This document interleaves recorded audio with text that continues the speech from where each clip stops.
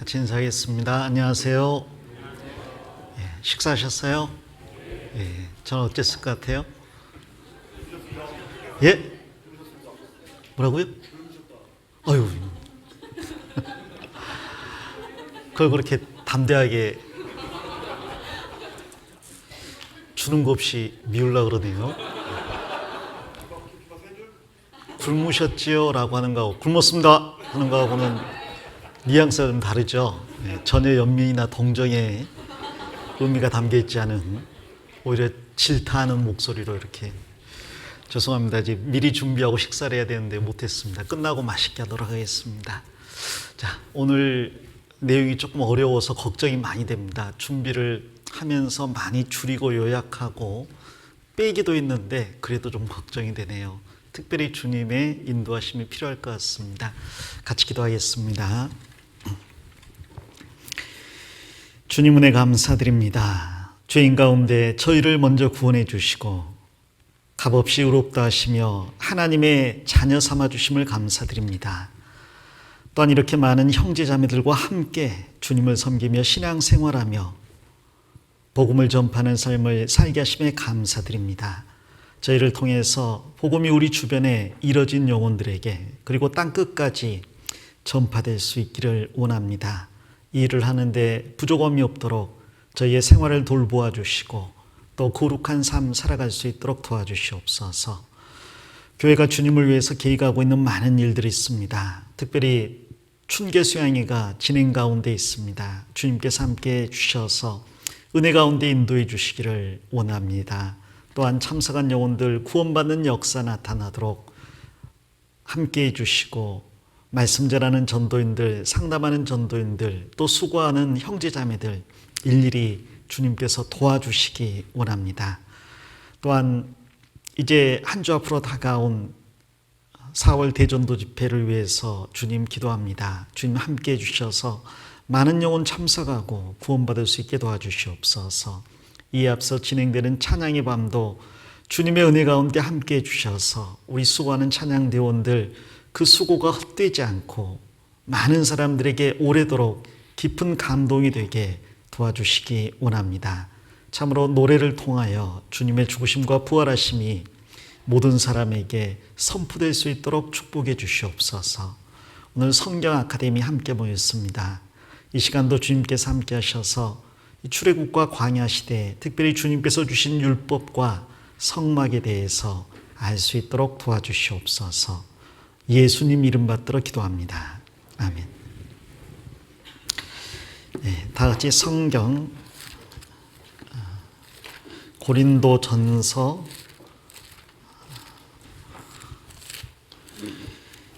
10장을 찾겠습니다.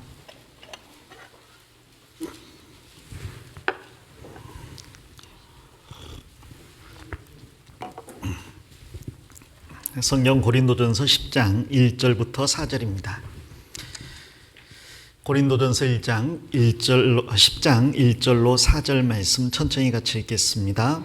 형제들아 너희가 알지 못하기를 내가 원치 아니하노니 우리 조상들이 다 구름 아래 있고 바다 가운데로 지나며 모세에게 속하여 다 구름과 바다에서 세례를 받고 다 같은 신령한 식물을 먹음에 다 같은 신령한 음료를 마셨으니 이는 저희를 따르는 신령한 반석으로부터 마셨음에 그 반석은 곧 그리스도시라. 됐습니다. 성경 파노라마 연대기적으로 성경을 공부하고 있습니다. 그중에 창조시대와 족장시대를 지내서 이제 출애굽과 광야 시대를 공부하고 있습니다. 출애굽과 광야 시대는 성경으로 따진다면 출애굽기, 레위기, 민수기, 신명기에 해당될 겁니다. 약 40년간의 기간인데요. 이 기간이 굉장히 중요하기 때문에 하나님께서 특별히 4개의 성경에 걸쳐서 이 기간을 기록해 두셨다라고 생각을 합니다. 예를 들어서 천지 창조에 대해서는 한두 장 정도에 간략하게 요약이 되어 있잖아요. 그러나 노아의 홍수는 그보다 더 길게 6개 장 정도에 걸쳐서 그 배경과 그 의미 그리고 그 영향이 기록이 되어 있습니다. 그러니까 창조보다 더 중요한 것은 노아의 대용수 사건이라고 말할 수가 있을 겁니다. 자, 그러나 그보다 더 중요한 사건이 아브라함, 이삭, 야곱과 요셉의 이야기이기 때문에 이 네 사람의 이야기가 창세기 11장부터 50장까지 기록이 되어 있는 거죠. 자, 그러나 그보다 더 중요한 이야기를 따진다면 바로 이 출애굽과 광야 시대라고 말할 수 있을 겁니다. 불과 40년의 기간인데 그게 4개의 성경에, 4권의 성경에 기록이 되어 있다는 것은 그만큼 그 내용이 중요하다는 이야기죠. 그 내용은 모든 성경의 기초가 되고 뼈대가 되는 내용이라고 말할 수 있습니다. 그러므로 이 출애굽과 광야 시대를 올바로 이해한다면 우리는 주님의 구원과 교회 생활 그리고 영원한 천국까지 공부를 할 수 있을 거예요. 하나님은 이 부분에 있어서 거의 성경 전체를 담아 놓으셨다고 말할 수 있습니다. 유대인들은 이 모세오경을 특별히 중요한 내용으로 생각을 하죠. 성경을 잘 인정하지 않은 사두개인조차도 다른 성경은 몰라도 이 모세오경은 철저히 하나님의 말씀으로 받아들였습니다. 그래서 이 모세오경을 불철주야 유대인들은 지금도 연구를 하고 있습니다. 우리도 이 출애굽과 광야 시대를 공부를 이제 올바르게 하는 게 다른 성경들을 이해하는데 아주 기초가 될 것 같아요. 이 내용을 이제 3번에 걸쳐서 공부할 예정이었는데 제가 오늘 준비를 해보니까요. 3번에는 조금 무리일 것 같고 괜찮으면 다음에 한 번 더 추가해서 4번 정도에 걸쳐서 공부를 해보려고 합니다. 자, 이것이 우리에게 어떤 의미가 있는지 이 고린도전서 10장에 보면 그것이 그림자로서 묘사되어 있어요. 잘 보도록 하겠습니다. 10장 1절에 형제들아 너희가 알지 못하기를 내가 원치 아니하노니. 고린도 성도들은 알지 못하는 게 많았기 때문에 즉 성경 지식이 없었기 때문에 많은 실수를 저질렀고 죄를 저질렀습니다. 올바르게 신앙생활하기 위해서 첫 번째 필요한 것은 바른 성경 지식이라고 말할 수 있어요. 고린도 전후서에는 너희가 알지 못하느냐라는 말씀이 특별히 많이 나옵니다. 모르면 올바로 살 수가 없는 거죠. 그래서 바울 사도는 이들이 올바로 알기를 원했는데 특별히 그들이 알기를 원한 게 있었어요. 그래서 이중 부정문으로 써놨죠. 원래 영어에는 이제 이중 부정이 문법적으로 틀리다고 이야기하지만 또 다른 의미에서는 이제 강조의 의미가 있습니다. 너희가 반드시 알기를 원한다는 의미가 있죠. 무엇을 반드시 알아야 되냐? 우리 조상들이 다 구름 아래에 있고 바다 가운데로 지나며 출애굽에서 불 구름 기둥을 따라서 홍해 바다를 건넌 사건을 이야기하고 있습니다. 모세에게 속하여 다 구름과 바다에서 세례를 받고, 자, 바다에서 세례를 받았다는 것은 홍해 바다를 통과한 걸 이야기하는데 구름에게 세례받았다는 것은 무슨 의미일까? 구름이 이스라엘 백성들을 뒤덮었고 그래서 낮에 뜨거운 태양빛으로부터 이스라엘 백성들을 보호를 해줬습니다. 그런데 그게 어떤 의미가 있을까라고 할 때 이 불 구름 기둥은 성령님의 상징이거든요. 그래서 우리가 구원받을 때 세례를 받는데 물속에 들어갔다 나오는 침례를 받습니다. 그러나 그 이전에 구원받을 때 성령께서 내 안에 들어오시잖아요. 그것을 성령 세례라고 이야기합니다. 그러니까 구원받은 사람은 성령 세례를 받았고 그 성령 세례를 받은 사람은 외적인 표현으로 물속에 들어갔다 나오는 침례를 받는 거죠. 그것을 설명하기 위해서 구약 성경에 그림자로 제시된 구름 기둥을 따르는 이스라엘 백성 그리고 홍해바다를 통과한 이스라엘 백성을 언급하고 있어요. 그림자고 실체라고 이야기하고 있는 거죠. 그들이 모세에게 속했다라고 일부러 써놓은 것은 우리가 그리스도에게 속했다는 것을 설명하기 위해서, 즉 모세가 이스라엘 백성을 구원한 구원자인데 이것은 우리를 실제로 구원해 줄 그리스도의 모형이라고 일부러 이게 대입을 해 놓은 겁니다. 그래서 모세가 신명기 18장에서 말한 것처럼 하나님께서 너희 중에서 나와 같은 선지자 하나를 일으키시리니 너희는 그의 말을 들을지어다. 누구든지 그 선지자의 말을 듣지 않는 자는 백성 중에서 끊쳐지리라 라고 말씀했는데 바로 예수님이 전하시는 복음을 듣지 않으면 멸망한다, 지옥 간다는 이야기입니다. 자, 그래서 모세와 그리스도가 여기에 이제 그림자와 실체로 나와 있고요. 3절에 다 같은 신령한 식물을 먹으며 그랬죠. 이스라엘 백성들은 광야 40년 동안 만나를 먹었어요. 만나가 뭔지 몰라요. 몰라서 이것이 무엇이냐라는 뜻으로 만나라고 이야기했잖아요. 그 하늘에서 내린 신령한 음식은 요한복음 6장에서 예수님께서 자신의 살과 피라고 말씀하셨습니다. 그래서 내 살과 피를 먹는 자가 영생을 얻는다라고 이야기하신 거죠. 또 4절에 다 같은 신령한 음료를 마셨으니 이는 저희를 따르는 신령한 반석으로부터 마셨음에 그 반석은 곧 그리스도시라. 자, 이스라엘 백성이 홍해를 통과했어도 광야에는 물이 없었고 그래서 시시때때로 하나님께서 반석을 치거나 명해서 물을 내셔야 했습니다. 이 물은 이제 생명수죠, 광야에서는. 그리고 이 신령한 음료는 바로 성령 충만한 생활을 의미한다고 말할 수 있어요. 그러니까 좀 전에는 성령 세례인데 성령 세례는 구원받을 때 한 번이고요. 그 성령은 내 안에 들어오셔서 나를 떠나지 않으시지만 그러나 우리가 육신에 속해 살 때 성령께서 자신의 역할을 다할 수가 없습니다. 그래서 성령 충만해야 될 필요성이 있는데 그것을 이렇게 표현을 했어요. 그리고 성령 충만하기 위해서 이제 이완 목사님께서 수요일마다 성령에 속한 생활을 이야기하고 있습니다. 성령이 하시는 일이 무엇인지, 우리는 어떻게 그 성령의 다스림을 받을 수 있는지를 공부를 하고 있습니다. 그래서 이스라엘 백성들이 광야 생활 40년을 보낸 것 전체를 이제 교회 생활의 모형으로 우리에게 주셨다라고 이야기를 하고 있어요. 자, 그러면 그 교회 생활의 모형으로 준 그 광야 40년인데 그 중에 보면 출애굽기와 레위기 그리고 신명기에는 굉장히 많은 율법들이 나옵니다. 예를 들어서 출애굽기에 보면 20장부터 율법이 나오죠. 그리고 23장까지 그 율법을 개략적으로 주시는 내용이 나와요. 거기에 개략적인 율법이 나와 있습니다. 그리고 그걸 축소하면 십계명이 되는 거죠. 그러나 레위기에도 율법이 나오고요. 주로 제사법과 절기에 관한 법들이 나오죠.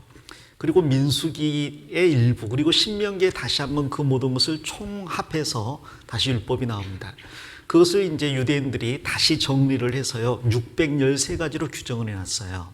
우리나라에도 613가지로 규정된 그 율법이 인터넷을 뒤져보시면 나옵니다. 그래서 이 율법은 무슨 성경 몇 장 몇 절에 근거한 것이다라는 게 613가지에 다 나와 있어요. 자, 그런데 그 613가지의 율법을 연구하고 그것을 백성들에게 가르치고 그리고 지키려고 애를 쓰는 유대인들이 예수님을 죽였잖아요. 그 율법은 도대체 어떤 의미가 있을까? 지금도 이스라엘 백성들은 그 율법을 지키는 게 축복의 근원이라고 생각합니다. 자, 그러나 우리는 알죠. 구원받을 때 율법에 대해서 배웠으니까. 율법은 우리로 하여금 죄인임을 알게 하고 그리스도에게 인도하는 역할을 한다고 했습니다. 자, 그러나 그것이 전부는 아니죠. 어떤 사람들은 우리에게 그런 말 합니다. 그럼 구원받은 그리스도인들은 율법을 안 지켜도 된다는 말입니까? 그건 율법 폐기론인데요. 이런 말을 해요. 근데 율법 폐기론이라는 게 무슨 말인지, 그리고 우리가 율법 폐기를 주장하는 게 아니라는 것을 어떻게 설명할 수 있는지 오늘 좀 정리하고 넘어가는 게 좋을 것 같습니다. 그래서 먼저 이 율법에 대해서 간략하게 정리하고요. 나머지는 그 율법이 주어짐과 동시에 필연적으로 같이 주어져야 되는 게 성막이거든요. 그래서 율법과 성막에 대해서 오늘 좀 공부를 해보려고 합니다. 자, 먼저 출애굽에서 율법 수여까지 지난 시간에 공부했고요. 오늘은 율법의 의미와 성막, 그리고 세 번째 시간에는 오늘 성막하고 원래 계획은요, 이 성막한 다음에 5가지 제사를 이야기하고 그 다음 7가지 절기를 이야기한 다음 제사장에 대해서 그리고 레위인에 대해서 좀 설명을 하려고 했습니다.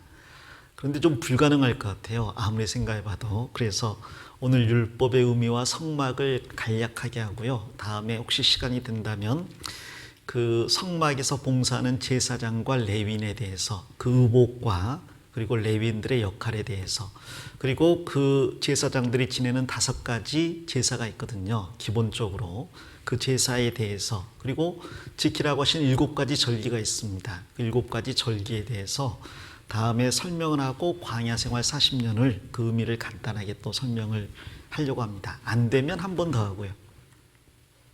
제 마음입니다. 예. 자, 지난번에 이제 율법의 수여까지 공부를 했는데 간략하게 넘어가도록 하겠습니다. 하나님께서 시내산에서 이스라엘 백성에게 율법을 주시고 24장에서 동물의 피로 언약을 체결했습니다. 자, 그런데 이 율법은 도대체 은혜와 무슨 관계에 있느냐? 자, 이스라엘과 교회가 어떤 관계가 있느냐, 행함과 믿음이 어떤 관계가 있느냐, 이러한 것은 우리가 종종 배우잖아요. 그와 마찬가지로 중요한 게 율법과 은혜는 어떤 관계에 있느냐, 이것이 아주 중요한 그 주제 중에 하나입니다. 자, 행함과 은혜에 대해서 공부하는 것, 행함과 믿음에 대해서 공부하는 것, 이스라엘과 교회에 대해서 공부하는 것, 이것은 아주 중요하고 반드시 구별을 해야 될 문제들이에요. 그만큼이나 구별해야 될 게 율법과 은혜에 대해서 이제 구별할 필요가 있습니다. 하나님이 율법을 주셨는데 그 주신 목적이 무엇인지, 그리고 그것이 은혜와 어떤 관계에 있는지를 좀 생각을 해보겠습니다. 자, 먼저 이 율법을요, 출애굽기 20장에 보면 십계명이 나와 있고, 그 이후에 도덕적인 법과 그 다음 사람 상호간에 지켜져야 될 이제 민사법 같은 게 있어요. 이 굳이 나눈다면 이제 세 가지로 보통 나눕니다. 첫 번째는 의식법인데 제사법 중심이죠. 그래서 제사를 어떻게 지내라는 것을 쭉 규정을 해 놓으셨습니다. 거기에 들어가는 동물들이라든지 그 동물을 잡는 방법이라든지, 그리고 각각의 제사의 규례들이라든지, 심지어 뭐 떡을 굽는 방법이나 그리고 향을 만드는 방법이나 이런 것들도 다 이제 규정을 해놨는데 그걸 제사법이라고 할 수가 있겠죠. 그리고 그 제사를 지내는 제사장을 세우는 방법, 그들이 어떤 옷을 입고 어떤 날에 아침에는 상번제를 어떻게, 저녁에는 하번제를 어떻게, 이런 것들도 제사법에 다 들어갑니다. 그리고 이제 그들이 지켜야 될 것 중에 안식일들이 있어요. 안식일들이라고 하는 것은 안식일 하나만 아니라 이 절기들에 또 안식일이 들어가 있습니다. 그래서 이 안식일들과 절기들에 관한 규례도 이 의식법, 제사법에 들어가는 거예요. 자, 그리고 두 번째는 도덕법들이 있습니다. 이 도덕법은 이제 십계명을 비롯해서 율례와 규례라고 이야기하는데요. 율례와 규례는 이제 같은 말이긴 하지만 굳이 따진다 그러면 율례라는 것은 이렇게 하라고 규정한 거예요. 그리고 규례라는 것은 그렇게 하지 않았을 때 어떻게 하라고 정해놓은 게 있잖아요. 돌로 치라라든지, 아니면 나무에 매달라든지, 아니면 4배를 변상해라, 5배를 변상해라, 이런 것들을 이제 규례라고 말할 수 있습니다. 그러니까 규정만 한 게 율례라면 그것을 어겼을 때 어떻게 배상하라, 이런 게 이제 규례가 되겠죠. 예를 들어서 양을 훔친 사람은 나중에 잡히면 갚아줘야 되잖아요. 몇 배로 갚아줘야 돼요? 성경에 보면 양을 훔친 사람은 몇 배로 갚아줘요? 모르시는 것 같으니까 아시는 분에게 제가 드릴 게 없네. 자, 양은 몇 배로 갚죠? 4배로 갚아야 됩니다. 들키면 4배로 갚아요. 소를 훔치다 들켰어요. 몇 배로 갚죠? 이렇게 물어보는 것은 4배가 아니니까 물어보겠죠? 몇 배로? 찍지 마시고 아시는 분만 이야기하세요. 어쩌다 걸리면 맞았다라고 하지 마시고 확실하게 하시는 분. 소는 소로. 그 규례가 많이 나와 있는데요. 예를 들어서 소가 소를 받아 죽였어요. 그럼 어떻게 해요? 그럼 받아 죽인 소는 죽은 소의 주인이 가져가요. 그러니까 받아 죽인 소의 임자는 자기 소를 뺏기는 거죠. 그러나 죽은 소는 이 받아 죽인 소의 임자가 가져갑니다. 그러니까 바꾸는 거죠. 이해되시죠? 소가 사람을 받는 버릇이 있는데 그것을 주인이 알고도 묶어놓지 않았어요. 그럼 어떻게 해요? 그래서 사람이 죽었어. 그럼 어떻게 해요? 그럼 소도 죽이고 사람도 죽여야 돼요. 이제 소에 관한 규례가 많습니다. 이제 그건 이제 사람이 당연히 해야 될 일을 하지 않은 거죠. 내 소가 받는 버릇이 있다 그러면 그 소를 단속을 잘해야 되는데 그걸 알면서도 방치했다가 소가 사람을 받아 죽였으니 그 사람도 죽여야 되는 겁니다. 근데 그 소가 이제 사람을 받은 게 아니라 소를 받아 죽이면 이제 바꾸는 거죠. 이제 예를 들어서. 근데 예를 들어서 소를 훔쳤다. 그러면 5배로 이제 갚아요. 왜 그러죠? 양은 4배고 소는 5배고. 양을 4배로 갚아주는 것은 양 한 마리가 예를 들어 50만 원이면 4배면 200만 원 잃는 거잖아요. 소가 한 마리에 1,000만 원 한다 그러면 그것을 훔쳤다가 걸리면 5배니까 5천만 원이잖아요. 벌이 더 크죠. 왜? 간단하죠. 소 훔치기가 쉬워요, 양 훔치기가 쉬워요? 양 훔치기가 쉬워요. 양은 좀 밀어내가지고 그냥 이렇게 끌고 가면요, 혹은 안고 가면 금방 훔쳐갑니다. 근데 소를 훔치려면 치밀한 계획을 세워야 돼요. 이 소는 사람을 들이받기도 하고요. 그래서 훔치려다 맞아 죽을 수도 있잖아요, 소한테. 그리고 소는 등치가 크고 또 소가 양보다는 숫자가 적을 거 아니에요. 그러니까 이걸 훔쳐가지고 이 팔아먹거나 하려면 계획을 많이 세워야 됩니다. 이것은 괘씸죄가 추가되는 거죠. 의도성이 있다는 거예요. 그러니까 이것은 죄가 더 큰 거예요. 자, 이런 것은 이제 규례에 해당되는 겁니다. 이 성경에 나와 있는 규례들을 잘 읽어보면 하나님께서 마음을 보신다는 걸 알 수가 있죠. 예를 들어서 포도원에 들어가가지고 포도를 따먹은 사람은 죄가 있어요, 없어요? 없어요. 그런데 보따리를 들고 들어간 사람은 도둑이라 그랬거든요. 똑같이 들어갔어도 보따리를 가지고 들어간 것 혹은 낫을 가지고 들어간 것은 의도성이 있는 거거든요. 그러니까 이 사람은 이제 죄가 있는 겁니다. 하나님께서 그 모든 것들을 이제 보시고 그 마음을 살펴서 이제 벌을 주는 거예요. 그러니까 이제 솔로몬이 그 하나님의 마음을 가졌다는 것은 솔로몬은 행위만 본 게 아니라 무엇까지 꿰뚫어 봤냐면 그 마음 속을 꿰뚫어 보는 거예요. 그리고 그것을 드러낼 수 있는 지혜가 있었던 겁니다. 자, 이런 것을 이제 일일이 설명할 시간은 없지만 이 도덕법 안에는 십계명을 포함한 율례와 규례가 들어간다. 그리고 이제 민법, 아까 말한 이제 배상에 관한 법이나 소송법 이런 것들이 이제 포함이 됩니다. 자, 그런데 이 율법을 이제 세 가지로 혹은 두 가지로 구별할 수 있어요. 세 가지로 하면 의식법과 도덕법으로 구별하고요. 민법까지 구별하고요. 두 가지로 하면 그냥 의식법, 도덕법 이렇게 구별할 수가 있습니다. 그러니까 이 민법이 도덕법 안에 들어갈 수가 있는 거죠. 우리가 알아야 될 것은 예수님께서 율법 아래 오셔서 율법을 다 지키시고 그 다음 율법의 저주를 담당해서 십자가에 죽으셨잖아요. 그래서 예수님은 율법을 다 지키신 분이니까 율법의 의, 즉 의롭다함을 얻을 수 있는 분입니다. 율법은 다 지켰을 때 의롭다 할 수가 있잖아요. 예수님은 원래 죄 없는 분인데다가 율법을 다 지켰기 때문에 예수님만 의롭다 한 분이에요. 그런데 그 의로운 예수님이 죄인 대신 율법의 저주를 담당하고 죽었습니다. 율법의 저주는 뭐냐면 죄의 삭은 사망. 예수님이 죽을 이유가 없는데 우리의 율법의 저주를 담당하고 죽으신 거예요. 그 다음 부활하셔서 그분의 율법을 다 지킨 의를 누구한테 주셔요? 그걸 믿는 사람에게 값없이 의롭다라고 우리에게 주시는 거예요. 그래서 우리가 이제 의롭게 됐습니다. 그러니까 율법에 저주가 있고 또 율법의 의가 있는데 한 가지가 더 있습니다. 율법의 요구가 있어요. 율법이 무엇을 요구하고 있느냐? 율법이 요구하고 있는 바는 딱 한 가지입니다. 사랑이에요. 이 율법의 내용이 뭐냐면 그걸 다 요약해서 두 가지로 나누면 첫 번째 예수님께서 말씀하신 대로 내 마음을 다하고 목숨을 다하고 뜻을 다하여 너희 하나님을 사랑하라. 이게 이제 첫 번째입니다. 1계명부터 네 번째 계명이죠. 그리고 두 번째가 내 이웃을 내 몸과 같이 사랑하라. 이게 다섯 번째 계명부터 열 번째까지 계명입니다. 이걸 한마디로 말하면 사랑하라예요. 그러니까 율법은 우리에게 사랑할 것을 요구하고 있습니다. 문제는 죄인은 자기만 사랑하지 다른 사람을 사랑하지 않아요. 이기적이지 이타적이지 않습니다. 율법의 요구를 알지만 이룰 수 있는 능력은 전혀 없어요. 사랑해야 된다는 건 알지만 사랑할 마음이 없는 거죠. 심지어 남편도 아내도 또 자기가 낳은 자녀도 사랑할 마음이 사람에게는 적거나 없습니다. 자, 그런데 예수님이 이 율법을 다 지키셨어요.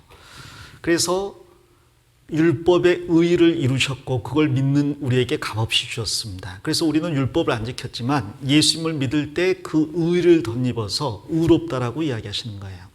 그러면 이제 율법을 안 지켜도 되는 거냐? 이제 주님께서 우리에게 한 가지를 요구하십니다.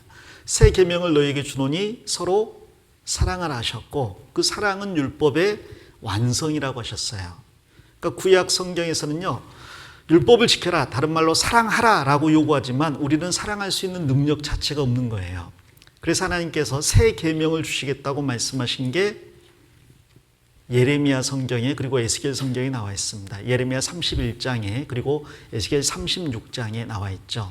그 새 계명은 첫째 우리의 모든 죄를 값없이 용서하겠다. 두 번째 하나님의 성령을 우리 속에 부어주시고 우리 마음에 하나님의 계명을 심어주시겠다. 그래서 성령을 따라 살 때 우리 마음속에 새겨진 율법이 이루어질 것을 이야기하신 거예요. 그러니까 구약에는 사랑해야 되는 건 알지만 사랑할 능력이 없었고 오히려 죄만 지었잖아요. 새 계명은 뭐냐면 이제 사랑하지 않음으로 범한 모든 죄를 값없이 용서해 주실 뿐 아니라 성령을 주시고 그 성령을 따라 살 때 사랑할 수 있는 사람이 되게 하신 겁니다. 율법의 요구를 이루어지게 하신 거예요. 이것은 어떤 의미가 있냐면 결국 여기 율법을 구별할 때 첫 번째 의식법, 이 제사법은요, 예수님께서 십자가에 죽고 부활하심으로 완전히 성취가 됐어요. 그러므로 이제 더 이상 의미가 없습니다. 폐지가 된 거예요. 이것은 낡아지고 없어지는 거라고 말할 수가 있습니다. 여기 히브리서를 가보겠습니다. 히브리서 8장을 보겠습니다.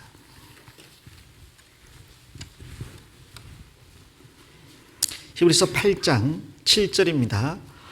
저 첫 언약이 무흠하였다면, 이게 옛 언약이에요. 이스라엘 백성과 하나님 사이에 맺어진 언약이죠. 율법을 기반으로 한 언약인데 그 첫 언약이 무흠하였다면, 즉 흠이 없었더라면 둘째 것을 요구할 일이 없었으려니와, 즉 새 언약을 요구할 이유가 없었을 겁니다. 그러나 첫 언약이 흠이 있었어요. 그래서 둘째 언약을 하나님이 세우실 걸 이야기했죠. 8절에 보면 저희를 허물하여 일렀으되 하면서 예레미야 31장의 말씀을 쭉 이야기합니다. 주께서 가라사대 볼지어다 날이 이르리니 내가 이스라엘 집과 유다 집으로 새 언약을 세우리라. 이게 신약입니다. 또 주께서 가라사대 내가 저희 열조들의 손을 잡고 애굽 땅에서 인도하여 내던 날에 저희와 세운 언약과 같지 아니하도다. 이것은 율법인데 특별히 율법 가운데 있는 제사법을 중심으로 이야기를 하신 겁니다. 저희는 내 언약 안에 머물러 있지 아니하므로 내가 저희를 돌아보지 아니하였노라. 또 주께서 가라사대 그날 후에 내가 이스라엘 집으로 세울 언약이 이러하니, 이것이니 새 언약이죠. 내 법을 저희 생각에 두고 저희 마음에 이것을 기록하리라. 즉 율법을 돌판이 아닌 사람의 마음속에 기록해 주겠다고 하십니다. 나는 저희에게 하나님이 되고 저희는 내게 백성이 되리라. 하나님의 율법이 마음속에 기록된 그 사람이 하나님의 참 백성이고 하나님은 그들의 하나님이 되겠다고 말씀하십니다. 또 각각 자기 나라 사람과 각각 자기 형제를 가르쳐 이르기를 주를 알라 하지 아니할 것은 저희가 작은 자로부터 큰 자까지 다 나를 알미니라. 과거에는 하나님에 대해서 무지했는데 구원받고 성령이 오시는데 성령은 하나님의 영이기 때문에 하나님에 대해서 나에게 아주 작은 부분까지 다 일깨워 주시는 거예요. 그러니까 율법을 굳이 배우지 않아도 구원받은 사람은 성령이 오심으로 인해서 하나님의 뜻을 알게 되는 겁니다. 그리고 12절 내가 저희 불의를 긍휼히 여기고 저희 죄를 다시 기억하지 아니하리라. 여기에 죄사함이 있고 성령의 인도하심이 있잖아요. 이것이 바로 요한복음 3장에서 예수님이 말씀하신 사람이 물과 성령으로 거듭나지 아니하면 하나님 나라를 볼 수 없느니라 라는 말씀이에요. 물이라는 건 씻는 건데 여기서 말하는 죄사함을 말합니다. 그리고 성령이라는 것은 성령을 따라 삶으로 하나님의 말씀을 이루는 새 생명 가운데 살아가는 걸 말해요. 그래서 물은 속죄고 성령은 새 생명 가운데 인도하는 삶, 속죄와 새 생명이라고 말할 수 있는 거죠. 그래서 이 속죄와 새 생명, 물과 성령으로 거듭나는 이 일을 하나님께서 예레미야 31장에서 그리고 에스겔 36장에서 이미 약속을 하셨다는 거예요. 그리고 그것을 예수님의 죽으심으로 이루셨다는 거죠. 자, 예수님이 이것을 이루셨다면 그러면 첫 언약을 또 계속해서 지켜야 되느냐? 그럴 필요가 없다는 겁니다. 즉 양 잡고 소 잡고 절기를 지킬 필요가 없다는 거예요. 그래서 13절 같이 읽어보겠습니다. 새 언약이라 말씀하셨음에 첫 것은 낡아지게 하신 것이니 낡아지고 쇠하는 것은 없어져가는 것이니라. 이 보면 낡아지고 또 쇠해가는 것, 없어져가는 것, 이게 첫 언약인데 그 중에서 특별히 뭘 말하냐면 여기에 있는 의식법, 제사법을 이야기하는 거예요. 그러니까 이것은 이제 우리가 지킬 필요가 없습니다. 화면 좀 보여주세요. 이제 이 의식법, 제사법은 우리가 더 이상 그 지킬 필요가 없는 거죠. 우리는 뭐 대제사장과 성막, 성전을 놓고 그 안에 짐승을 가져가서 제사를 드릴 필요가 없는 거예요. 이것은 낡아지게 하신 것이고 쇠해가는 거고 없어져가는 것, 폐지된 겁니다. 자, 그럼 뭐가 남냐면 이 도덕법이 남는 거예요. 더 세분하면 도덕법과 민법이 남는 거죠. 이것도 폐하느냐? 그건 아닙니다. 여기서 요구하는 건 사랑인데 그 사랑은 예수님께서 새 계명을 너에게 주노니 서로 사랑하라 그랬잖아요. 예전에는 사랑할 능력이 없었지만 이제는 그 능력을 주었으니 사랑하라. 그러니까 옛날에는 지켜야 되는데 지킬 힘이 없었는데 이제는 성령을 따라 살면 이루어져 간다는 거죠. 사랑이 이루어져 가는 겁니다. 그리고 그 사랑은 점점점 커지고 결국 천국에는 사랑만 남게 될 거예요. 그러니까 우리가 모든 율법을 다 폐하는 게 아니라 의식법, 제사법, 이러한 것은 폐해지고 없어지는 거지만 나머지는 우리의 삶 가운데서 이루어져야 됩니다. 그래서 정말 내 하나님을 사랑하고 이웃을 사랑하는 삶을 실제로 살아가야 되는 거죠. 참고로요, 하나님께서 이 율법을 새롭게 주신 게 아닙니다. 창세기 1장에 보면 하나님께서 인간을 창조하신 다음에 생육하고 번성하여 땅에 충만하라, 땅을 정복하라, 바다의 고기와 공중의 새와 땅에 움직이는 모든 만물을 다스리라라고 명령하셨어요. 그러면 우리는 그 말씀을 지킬 책임이 있습니다. 왜냐하면 그 말씀을 하신 분이 창조주 하나님이니까요. 그래서 하나님을 사랑하고 그분을 섬기는 게 그 말씀 안에 전제가 되어 있는 거예요. 하나님이 누구시길래 우리에게 이런 명령을 할 수 있습니까? 그분이 우리를 창조한 창조주이기 때문에. 그래서 그 명령을 하실 자격이 있는 분이고 우리는 그 명령에 순종해야 될 피조물이라는 거죠. 그것을 확장시킨 게 1계명부터 4계명입니다. 예를 들어서 하나님의 이름을 망령되이 일컫지 말라 그랬고 하나님을 비겨서 우상을 만들지 말라 그랬잖아요. 하나님께서 분명히 거기에 모든 만물은 다스리라 그랬지 섬기라고 하지 않았으니까 어떤 만물이라도 비겨서 섬기는 것은 그 하나님의 말씀을 어기는 게 되는 거죠. 그러니까 이 창세기 1장에서 말씀하신 것을 확대한 게 10계명이에요. 예를 들어서 생육하고 번성하고 땅이 충만하려면 사랑해야 될 거 아니에요.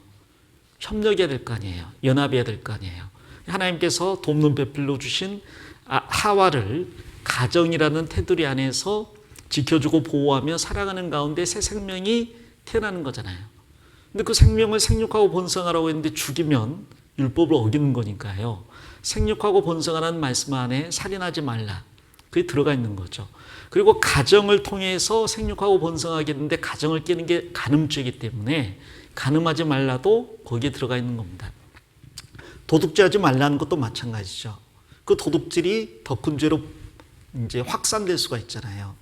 그리고 그 안에 자세히 들여다보면 이제 하나님이 말씀하신 10번째 탐내지 말라나 9번째 거짓 증거하지 말라는 것도 다 포함되어 있습니다.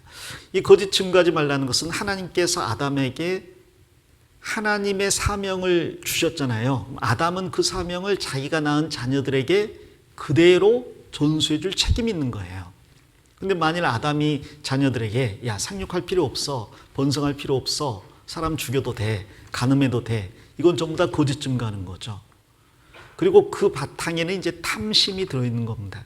그 사실 십계명이라는 게 새롭게 주어졌기보다 그 이전에 하나님이 인간을 창조할 때 다 마음속에 집어넣어 주신 겁니다. 그래서 십계명이라는 게 3,500년 전에 주어졌는데 그 이전에 살았던 아브라함, 이삭, 야곱, 요셉은 전부 다 법이 없었어도 그 법을 알고 있었어요. 요셉은 그 보디발의 아내가 동침하자 그랬잖아요. 그런데 내가 어찌 이 큰 악을 하나님 앞에 범하겠습니까? 가늠하라는 법이 그 이후로 500년이나 있다가 주어졌는데 요셉은 이미 가늠하는 게 하나님 앞에 범죄하는 거라는 걸 알고 있었죠. 사람을 죽이는 것도 마찬가지고 남의 것을 훔치는 것도 마찬가지고. 그래서 인간이 창조될 때부터 이 계명은 사람 마음속에 심어져 있는 겁니다. 하나님을 사랑하라, 내 이웃을 사랑하라. 이제 그 마지막 한 가지 남아있는 게 땅의 모든 만물을 다스리라 있잖아요. 요것만 남았죠. 요것은 아직 이루어지지 않았습니다. 근데 이게 이루어지는 때가 언제냐면 천년왕국 때예요. 그래서 천년왕국 때는 정말 사자와 어린 양이 함께 뛰놀고 사자가 어린아이의 손에 이끌려서 돌아다니고 아이가 독사골에 손을 놓고 장난쳐도 물지 않고 이 만물에 대한 지배권이 회복되는 때죠. 이 히브리서 2장을 가보겠습니다. 히브리서 2장 6절에 보면 오직 누가 어디 증거하여 가로되 사람이 무엇이관데 주께서 저를 생각하시며 인자가 무엇이관데 주께서 저를 곤고하시나이까 저를 잠깐 동안 천사보다 못하게 하시며 영광과 존귀로 관씌우시며 8절 같이 읽겠습니다. 만물을 그 발 아래에 복종케 하셨느니라. 여기 시편 22편 말씀을 시편 8편 말씀을 여기 인용을 해놨어요. 밑에 보니까 8편 말씀을 인용했는데 이 말씀에서 여기 6절에 있는 것은 6절, 7절은 예수님의 초림과 그리고 부활 승천으로 이루어졌어요. 그리고 이제 재림으로 이제 완성이 될 겁니다. 그러나 8절은 아직 이루어지지 않았잖아요. 이게 이루어질 것은 바로 이제 예수님이 재림해서 이 땅에 천년왕국을 세우실 때, 그때가 되면 이제 모든 만물이 하나님과 또 인간 아래에 복종을 하게 될 거예요. 결국 예수님께서 천지가 없어지기 전에는 율법의 1.1획이라도 반드시 없어지지 아니하고 다 이루리라고 말씀하셨는데 이 구약에 있는 모든 율법이 다 이루어지는 겁니다. 그래서 이 의식법과 제사법은 예수님으로 인해서 이루어졌고요. 이 도덕법은 우리 그리스도인으로 인해서 이루어져야 됩니다. 그리고 만물을 지배하는 것은 주님의 재림으로 완전히 이루어질 거예요. 그래서 법에 대해서 그렇게 기억을 하시면 좋겠습니다. 또 한 가지, 율법은 한계가 있죠. 이건 이제 잘 아시는 거니까 쉽게 그냥 읽고 넘어가겠습니다. 첫째, 율법은 거룩한 법이라 죄인은 지킬 수가 없어요. 그리고 죄인이 지킬 수 없기 때문에 당연히 의롭게 될 수도 없습니다. 그리고 또 율법은 성령을 우리 안에 부어줄 수가 없어요. 성령을 부어줄 수 없다는 것은 성령이 우리 안에 있다는 것은 우리가 상속자라는 의미인데요. 성령은 우리로 아바 아버지라 부르게 하잖아요. 그리고 우리가 아들이라는 걸 증거하시잖아요. 우리 아들이라는 말은 상속자란 말인데 성령을 주실 수 없다는 말은 결국 우리가 천국을 상속받을 수 없다는 이야기입니다. 그리고 그러한 율법을 왜 주셨느냐라고 할 때 목적이 있죠. 자, 율법은 죄를 깨닫게 하기 위함이다. 자, 그게 기본적인 거지만 그러나 그보다 더 큰 목적이 있습니다. 율법은 바로 하나님이 어떤 분인지를 드러내는 거예요. 그 하나님이 어떤 분인지 드러날 때 비로소 인간이 죄인이라는 게 드러나는 거죠. 우리가 집회할 때 이제 그 인간의 죄만 자꾸 지적하잖아요. 그렇게 하게 되면 사람들이 마음에 찔리기는 하지만 마음속에 문제가 이제 올라옵니다. 그렇게 말씀하시는 목사님은 죄 없소? 하면서 이제 노려보잖아요. 그것은 뭐냐면 지금 자기 자신을 말씀을 전하는 전도인과 비교하니까 그런 문제가 생기는 거예요. 그러는 당신은 나보다 착하여, 이런 의미가 있잖아요. 자, 그런데 전도인이 자기와 그 사람을 이제 비교시키는 게 아니라 하나님 앞에서 자기를 보게 할 때 그때 비로소 자기가 죄인이라는 걸 알게 되는 거죠. 그러니까 하나님이 어떤 분이라는 것, 즉 거룩하신 분이라는 것을 반드시 알려줄 필요가 있는 겁니다.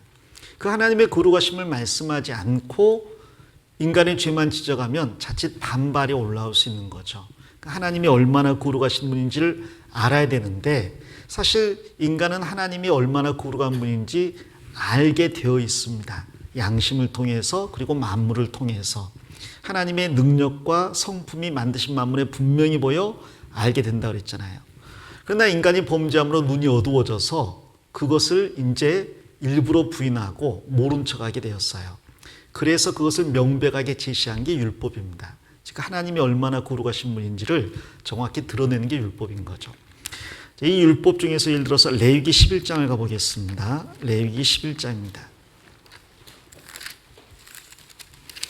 레위기 11장은 11장 외우기가 좋잖아요. 하나님께서 정한 짐승과 부정한 짐승을 일일이 구별하셨다. 그래서 일일이 구별하셨기 때문에 11장입니다. 레위기 11장인데 이러한 것들을 하나님께서 쭉 언급하시면서 이건 부정하다, 부정하다, 부정하다 자꾸 이야기하신 목적이 뭐냐면 44절에 있습니다. 44절에 나는 여호와 너희 하나님이라 내가 거룩하니 너희도 몸을 구별하여 거룩하게 하고 땅에 기는 바 기어다니는 것으로 인하여 스스로 더럽히지 말라. 45절 같이 읽겠습니다. 나는 너희의 하나님이 되려고 너희를 애굽 땅에서 인도하여 낸 여호와라. 내가 거룩하니 너희도 거룩할지어다. 하나님께서 이 먹어야 될 것, 먹지 말아야 될 것을 규정한 이유, 이 율법을 주신 목적은 내가 거룩하다는 걸 알려주기 위해서. 자, 그러니까 너도 부정하지 말아라. 그 말은 너희도 거룩하라 이 말이에요. 그러니까 율법의 첫 번째 목적은 하나님이 얼마나 거룩하신 분인지를 알려주는 겁니다.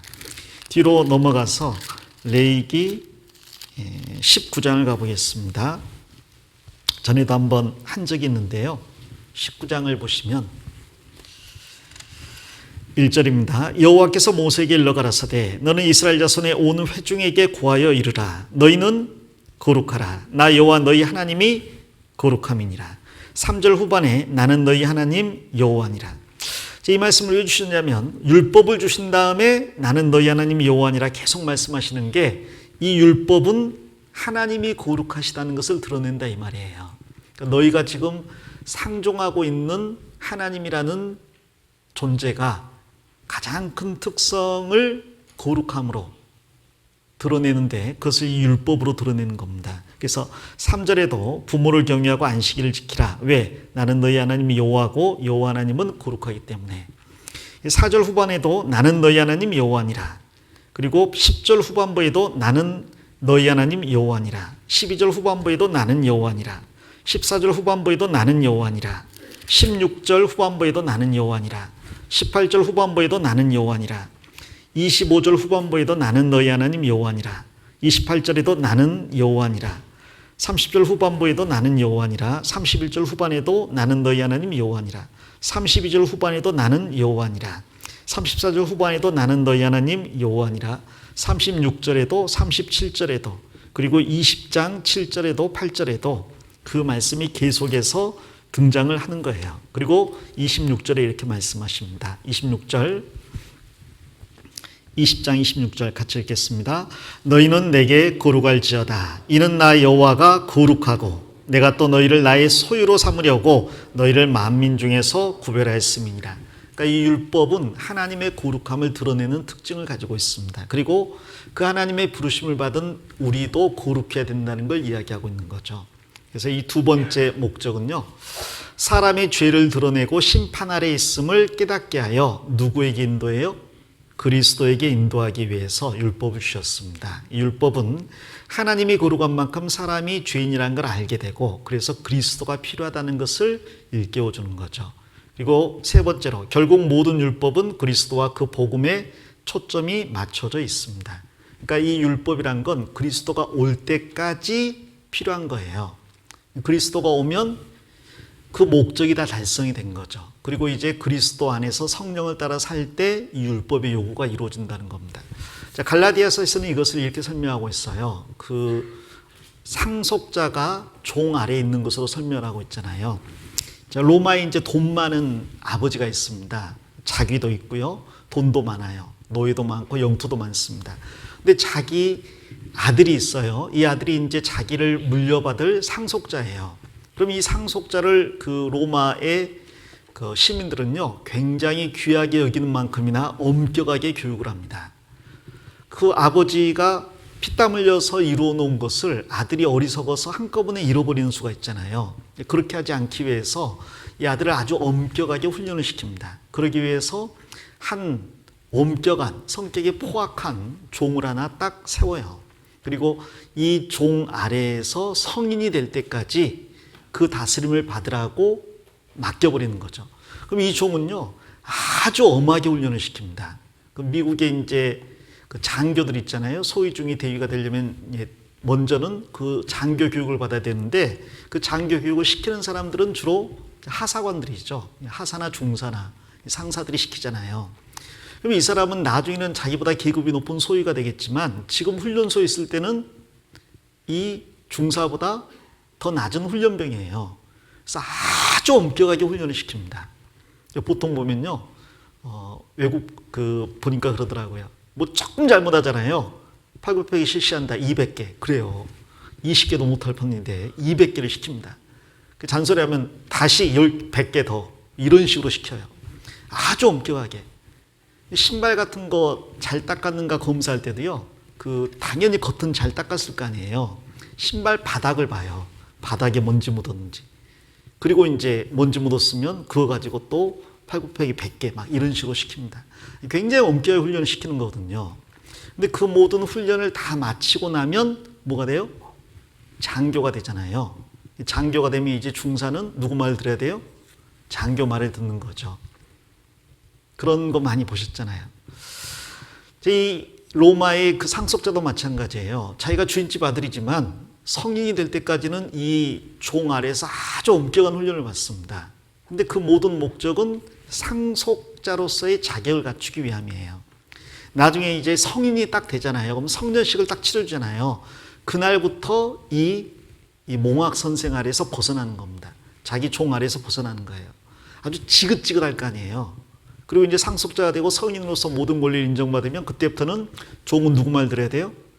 그 성인이 된 주인 아들 말 들어야 되는 거죠. 그러니까 성인 시각이 전날까지는 종이 갑이에요. 우리말로 하면. 그러나 이제 성인식이 끝나고 나면 이제 이 아들이 종을 포함해서 모든 것을 소유하는 사람이 되는 거죠. 자, 그런데 어떤 바보 같은 아들은 다시 성인이 되고 난 다음에 옛날에 그 훈련받던 그 종한테 훈련받던 그 시절이 좋았는데 아들의 상속권을 포기해버리고 다시 그 밑에 들어가는 그런 사람이 있겠어요, 없겠어요? 그런 사람은 없을 거 아니에요. 아주 그때 생각하면 지긋지긋하고 이가 갈리잖아요. 그렇게 돌아갈 생각하는 사람은 없을 거예요. 근데 바울 사도가 그 이야기를 하신 이유는 그런데 그런 사람은 없는데 그보다 더한 율법 아래로 돌아가려고 하는 사람들이 있다. 율법주의자들. 그리스도의 은혜를 받아서 자유인이 되었고 상속자가 되었는데 그 모든 걸 포기하고 다시 율법 아래 들어가서 종노릇하려고 하는 어리석은 사람들이 있다라고 갈라디아에서 이야기하는 거죠. 그런 일은 없어야 되겠습니다. 그래서 우리는 율법 아래 있는 게 아니라 그리스도를 만난 이유는 이제 그리스도와 성령 아래 있는 사람이라고 말할 수가 있어요. 자, 그렇다고 해서 좀 전에 말한 것처럼 율법과는 아무 상관이 없느냐? 아니죠. 율법이 우리 안에서 이루어져야 되겠습니다. 이걸 지킨다고 말하지 않고 이루어져야 된다라고 말하는 이유는 뭐냐면 혹자는 율법을 지켜서 천국 간다 이런 생각할 수 있기 때문에 율법을 지키는 건 천국 가는 거하고는 아무 상관이 없는 거잖아요.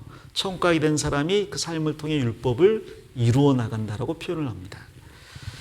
자, 그래서 율법은 그리스도에게로 인도하는 겁니다. 예수 그리스도와 율법.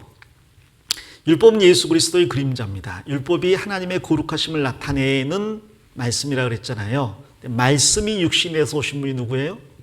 예수님. 그러니까 예수님을 보는 것은 그 거룩하신 하나님을 보는 거고 완전한 율법을 보는 거예요. 예수님은 율법을 완전케 하러 오셨습니다. 율법을 폐하러 오셨다라고 말씀하지 않았어요. 완전케 하려.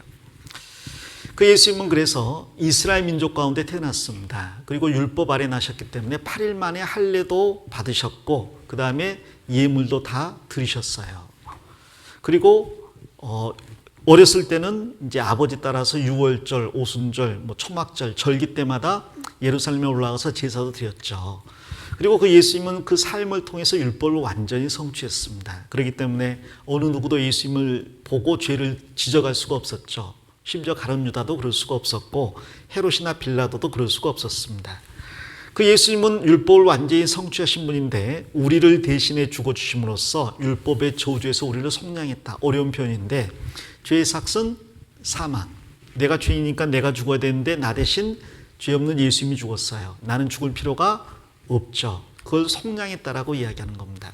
그리고 그뿐 아니라 그 율법을 이루신 주님께서 그것을 믿는 우리에게 전해주신 거죠. 덧입혀 주신 거죠. 좀 전에 히브리서 찾았는데요. 우리가 잘 아시는 말씀이지만 히브리서 10장 가보겠습니다.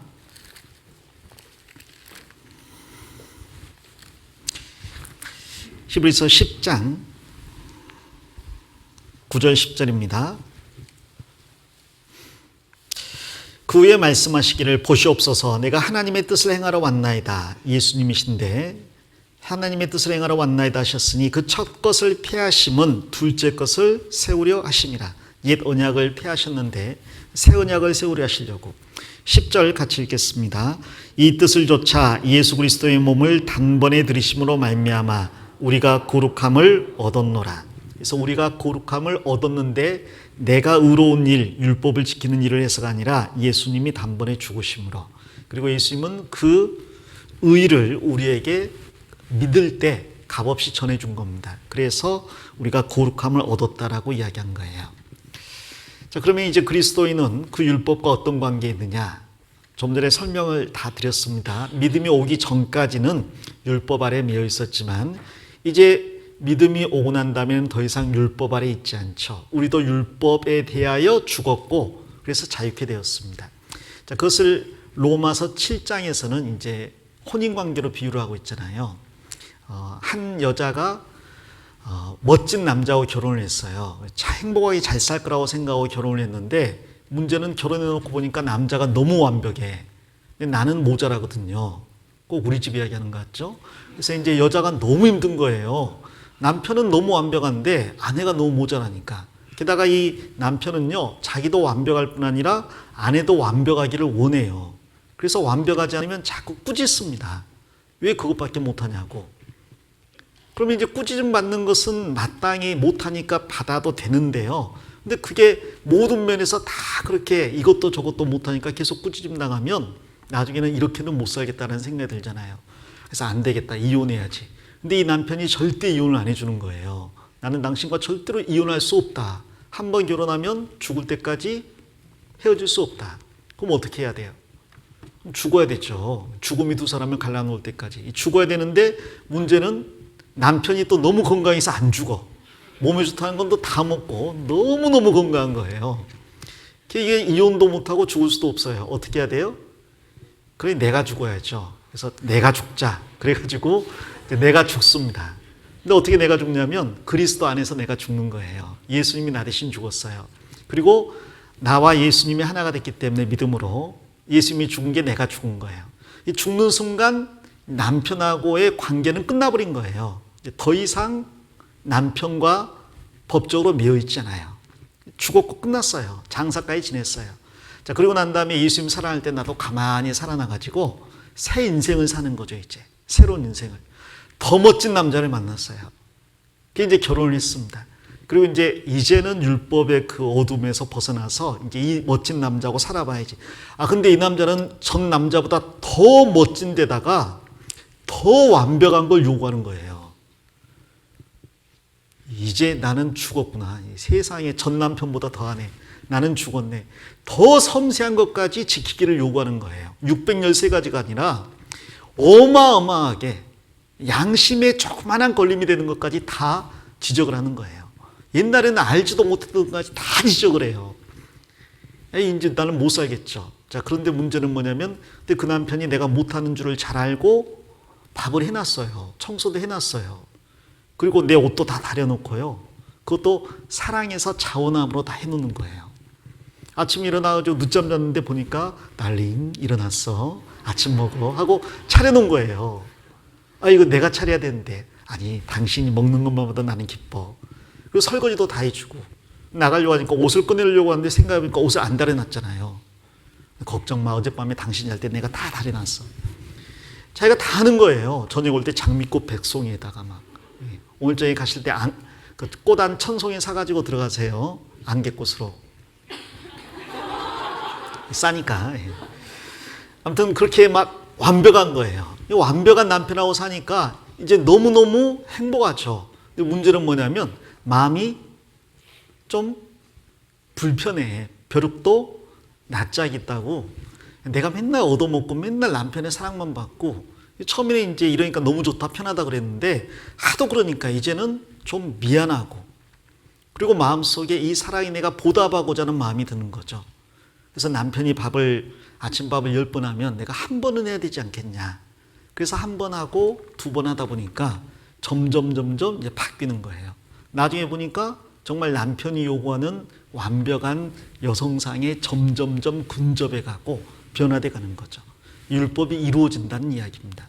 그래서 그리스도인은 율법에 대해서 죽었어요. 그러나 율법과 무관한 게 아니라 그 율법을 이루는 삶을 살아가는 겁니다. 주님의 사랑에 매여서. 그래서 그리스도인은 율법이 아닌 은혜 아래 있습니다. 좀 전에 말한 것처럼 남편이 완벽하지만 나한테 그 율법처럼 정죄하지 않아요. 너는 왜 죄 지었어? 죄의 삭은 사망이야. 그러지 않아요. 나도 너를 정죄치 아니하노니 그러나 바라기는 가서 다시는 죄를 범하지 말라. 그걸 바라는 거죠. 자, 그래서 우리는 구원받을 때 성령께서 우리 안에 오시기 때문에 새 언약을 우리 영혼 속에 기록해 놓으셨고 그 새 언약을 이제 지켜나갑니다. 어떻게? 성령을 따라 삶으로써. 로마서 가보겠습니다. 로마서 6장입니다.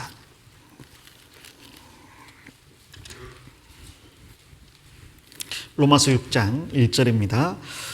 그런즉 우리가 무슨 말 하리요? 은혜를 더하게 하려고 죄에 거하겠느냐? 그럴 수 없느니라. 죄에 대하여 죽은 우리가 어찌 그 가운데 더 살리요? 그래서 우리는 은혜에 있지만 그렇다고 해서 마음대로 죄를 지어서는 안 되고 우리가 죄에 대해서 죽었음을 알아야 됩니다. 세례받았다는 게 죽었다. 그리고 새 생명 가운데 살기로 결심했다라는 거죠. 그래서 여기 보면 이게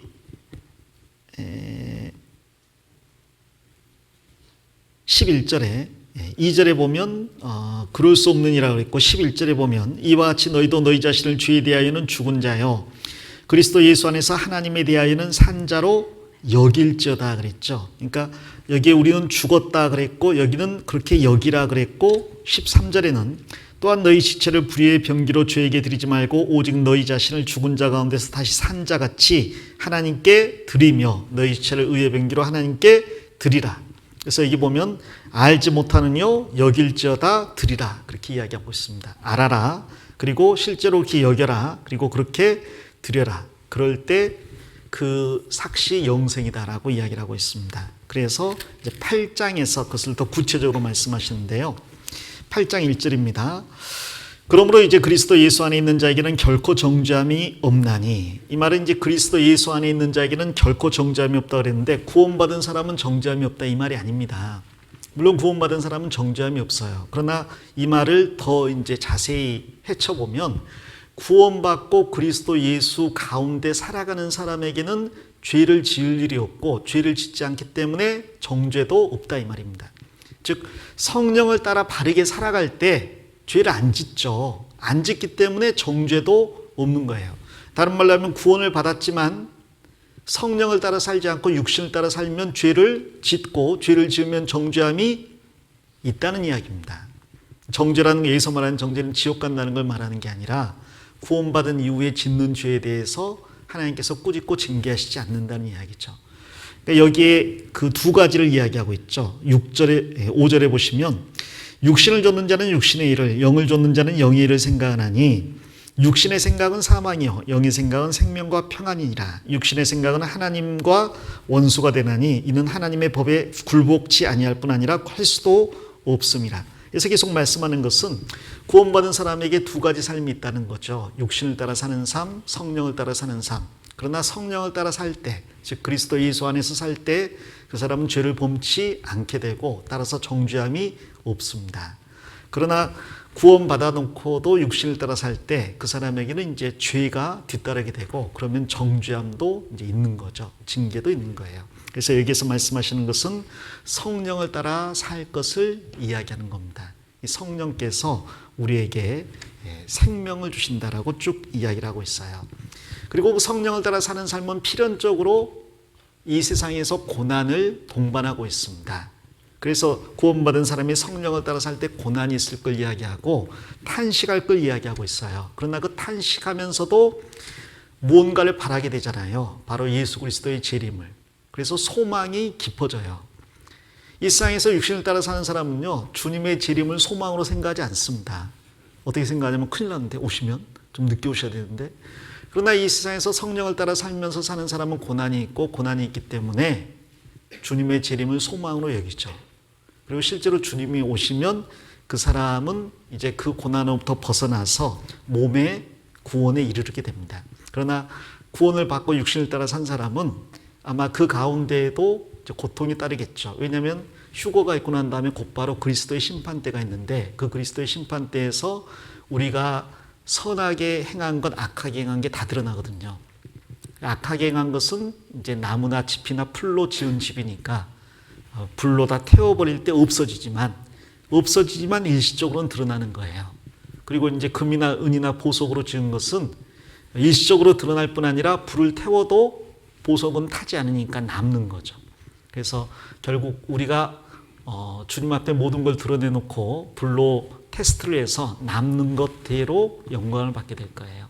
그러니까 구원받았어도 주님의 그 뜻대로 성령을 따라 율법을 이루는 삶을 살아야 될 것을 성경은 이제 계속 강조하고 있습니다. 자, 그러나 결국 주님은 우리 몸을 바꿔주실 거고 하나님의 아들의 형상을 이루어서 천국에서 살게 하실 겁니다. 결국은 모든 사람이 다 천국의 하나님께 감사하게 되겠죠. 많이 받은 사람은 내가 조금 했는데 많이 주셨다고 감사할 거고요. 조금 받는 사람도요. 나는 아무런 받을 자격이 없는데 이렇게까지 주셔서 감사하게 될 거예요. 그리고 나 같은 사람에게 끝까지 손 놓지 않고 붙잡아준 그 은혜를 또 감사하게 될 겁니다. 결국은 모든 사람이 주님께 다 감사하게 될 거예요. 자, 우리는 성령을 따라 삶으로 율법의 요구인 사랑을 이루는 사람들입니다. 그리스도인은 옛 언약이 아닌 새 언약의 일꾼이에요. 이제 율법 지키라고 다니는 게 아니에요. 어제 어떤 그 형제님이 간증하시는데 6월절을 지켜야 천국을 간다고 6월절을 지키는 하나님의 교회가 참교회라고 이제 이야기를 합니다. 자, 그러나 우리가 달과 날과 절기를 삼가 지키는 게 아니죠. 우리는 옛 언약의 일꾼이 아니라는 거예요. 그것은 유대인들에게 주신 거고 그림자일 뿐입니다. 그리고 우리는 이제 그것의 실체인 예수 그리스도를 붙잡고 있는 거예요. 6월절은 사실 이미 이루어진 절기라고 말할 수 있어요. 시간이 되면 오늘 말씀드리려고 했는데 안 될 것 같아요. 7절기 중에서 6월절, 그 다음에 무교절, 그 다음에 초실절, 그 다음에 오순절, 이건 다 지나갔어요. 지금 이제 계속 추수하는 기간이거든요. 교회 시대입니다. 나머지 3개가 남았죠. 나팔절이 있고, 그 다음 대속절이 있고, 그 다음 초막절, 장막절이 있습니다. 이 3개가 남았죠. 나팔절은 다 추수가 끝나면 다 불러 모으는 거예요. 이스라엘 사람들을. 이 세상 교회 시대가 끝나면 구원받은 모든 사람들을 불러 모읍니다. 하늘에 속한 사람은 하늘로 불러 모아요. 휴거죠. 땅에 속한 사람은 땅으로 불러 모아요. 이스라엘 백성들이 한 명도 남지 않고 다 이스라엘 땅으로 들어가야 될 겁니다. 그리고 난 다음에 대속죄일이 있죠. 7년 환란 기간 동안에 이스라엘 백성들에게 두 증인이 등장해서 그들이 죽인 예수가 그리스도라는 것을 깨닫게 하고 그들로 통곡하게 만들 거예요. 그리고 난 다음에 주님이 재림하셔서 전쟁을 끝내고 이제 초막절, 수장절이라고도 하는데 7일간 절기로 지킵니다. 8일째가 또 안식일이에요. 계속해서 끝없이 쉬는 거죠. 천년왕국 그리고 천국까지 이어지는 겁니다. 이 3가지는 아직 남아있어요. 6월절은 이미 이제 지나간 거죠. 구원받은 사람에게는. 그리고 예수님이 십자가에 죽으실 때 6월절 양으로 죽으셨기 때문에 역사적으로도 6월절은 지나갔다고 말할 수 있습니다. 자, 이 율법을 이제 하나님께서 이스라엘 백성에게 주셨어요.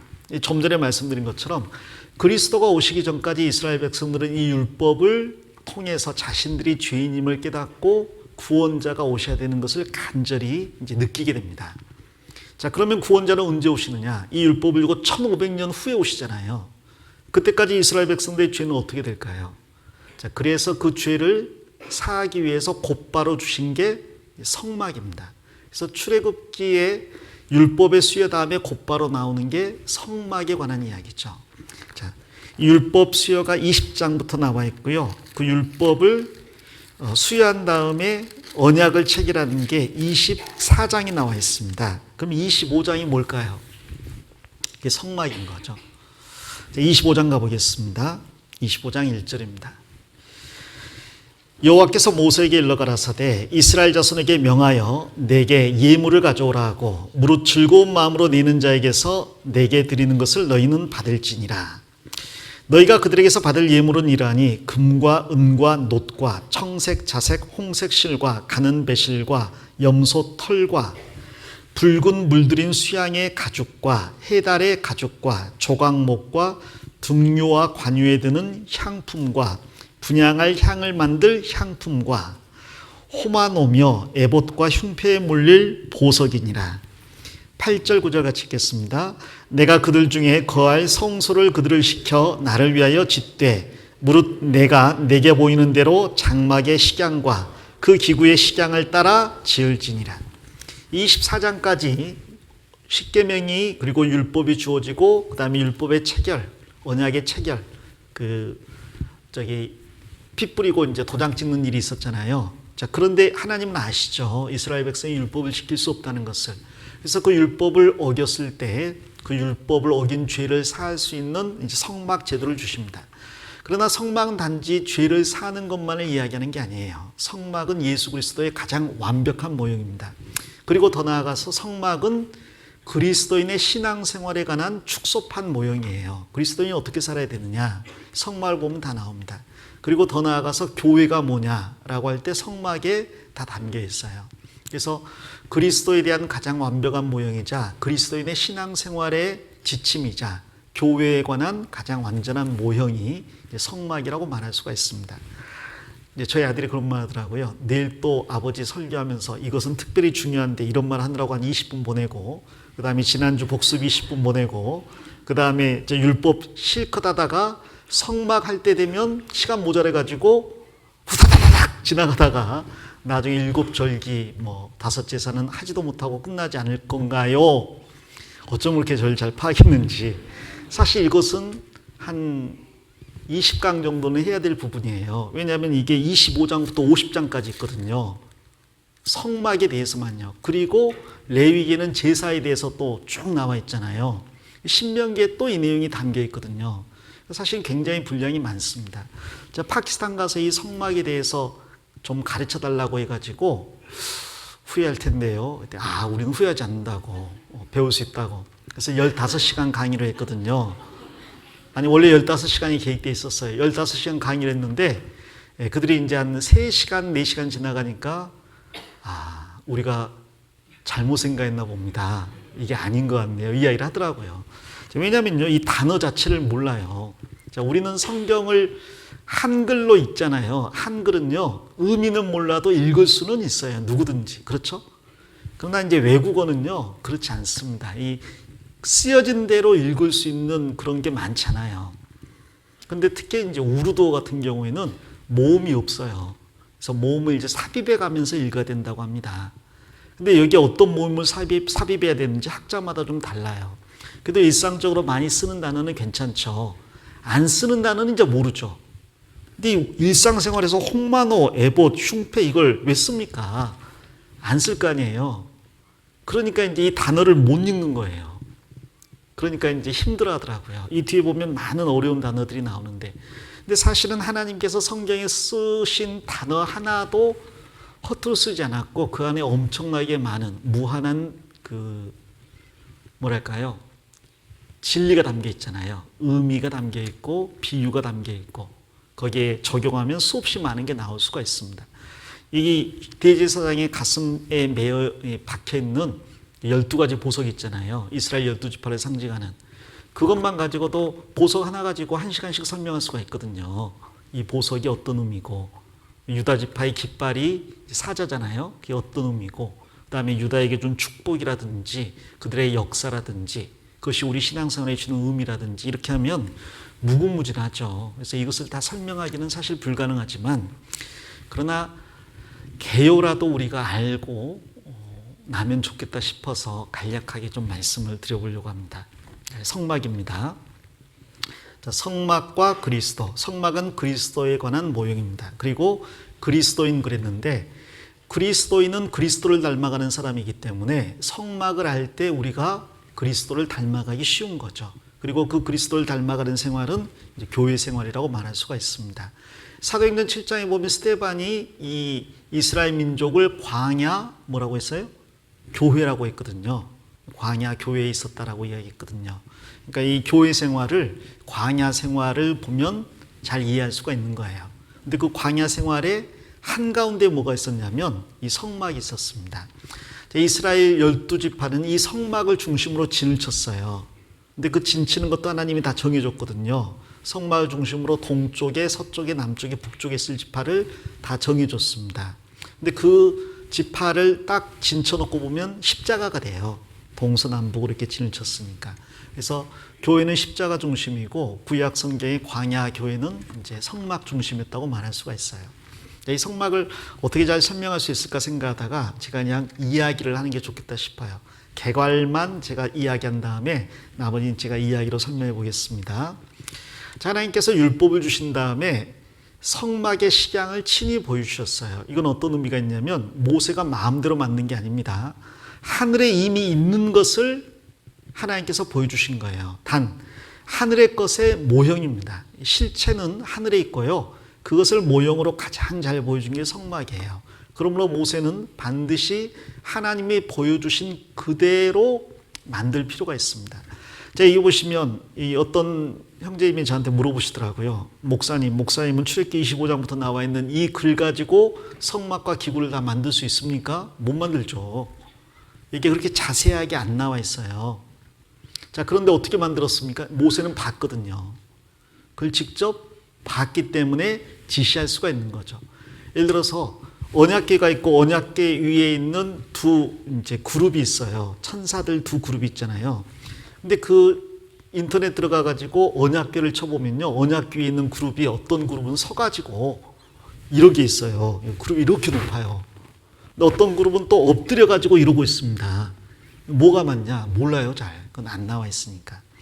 자, 그러나 모세는 분명하게 봤기 때문에 아는 거죠. 그 이 뒤에 출애굽기 맨 뒤에 40장 가보겠습니다.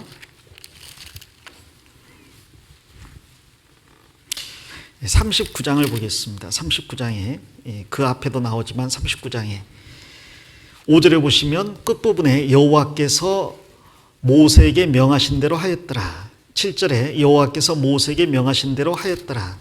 그리고 21절에도 끝에 보면 여호와께서 모세에게 명하신 대로 하였더라. 26절 끝에도 여호와께서 모세에게 명하신 대로 하였더라. 31절에도 여호와께서 모세에게 명하신 대로 하였더라. 43절에도 모세가 그 필요한 모든 것을 본즉 여호와께서 명하신 대로 되었으므로 같이 읽겠습니다.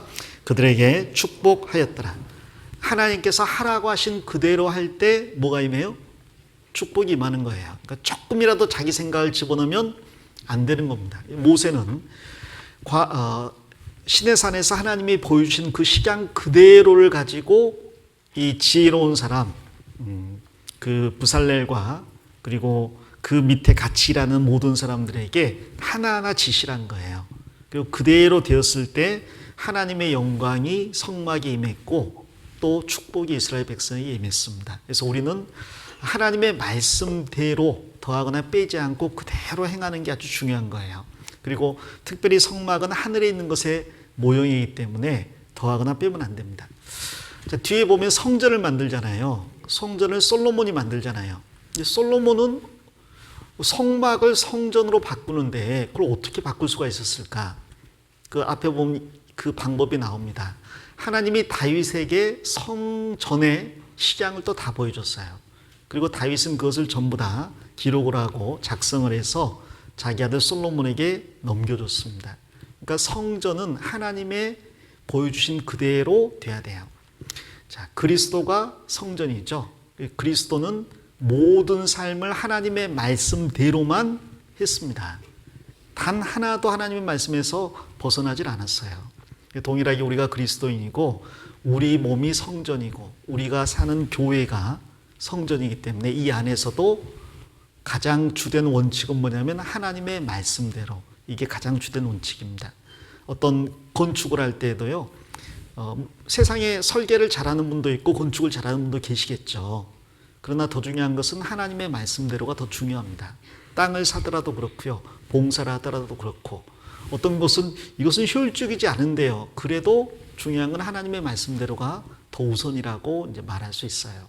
그래서 좀 답답해 보이고 좀 이렇게 안 맞아 보여도요, 하나님이 말씀하신 대로 하는 게 맞습니다. 예를 들어서 성막 안에 촛대를 만들 때요, 촛대를 녹여서 만들면, 거푸집 만들어 가지고 금을 녹여서 부으면 금방 만들잖아요. 그렇죠? 요즘 다 그렇게 만들잖아요. 그러나 그 촛대는 그렇게 만들면 안 되고 어떻게?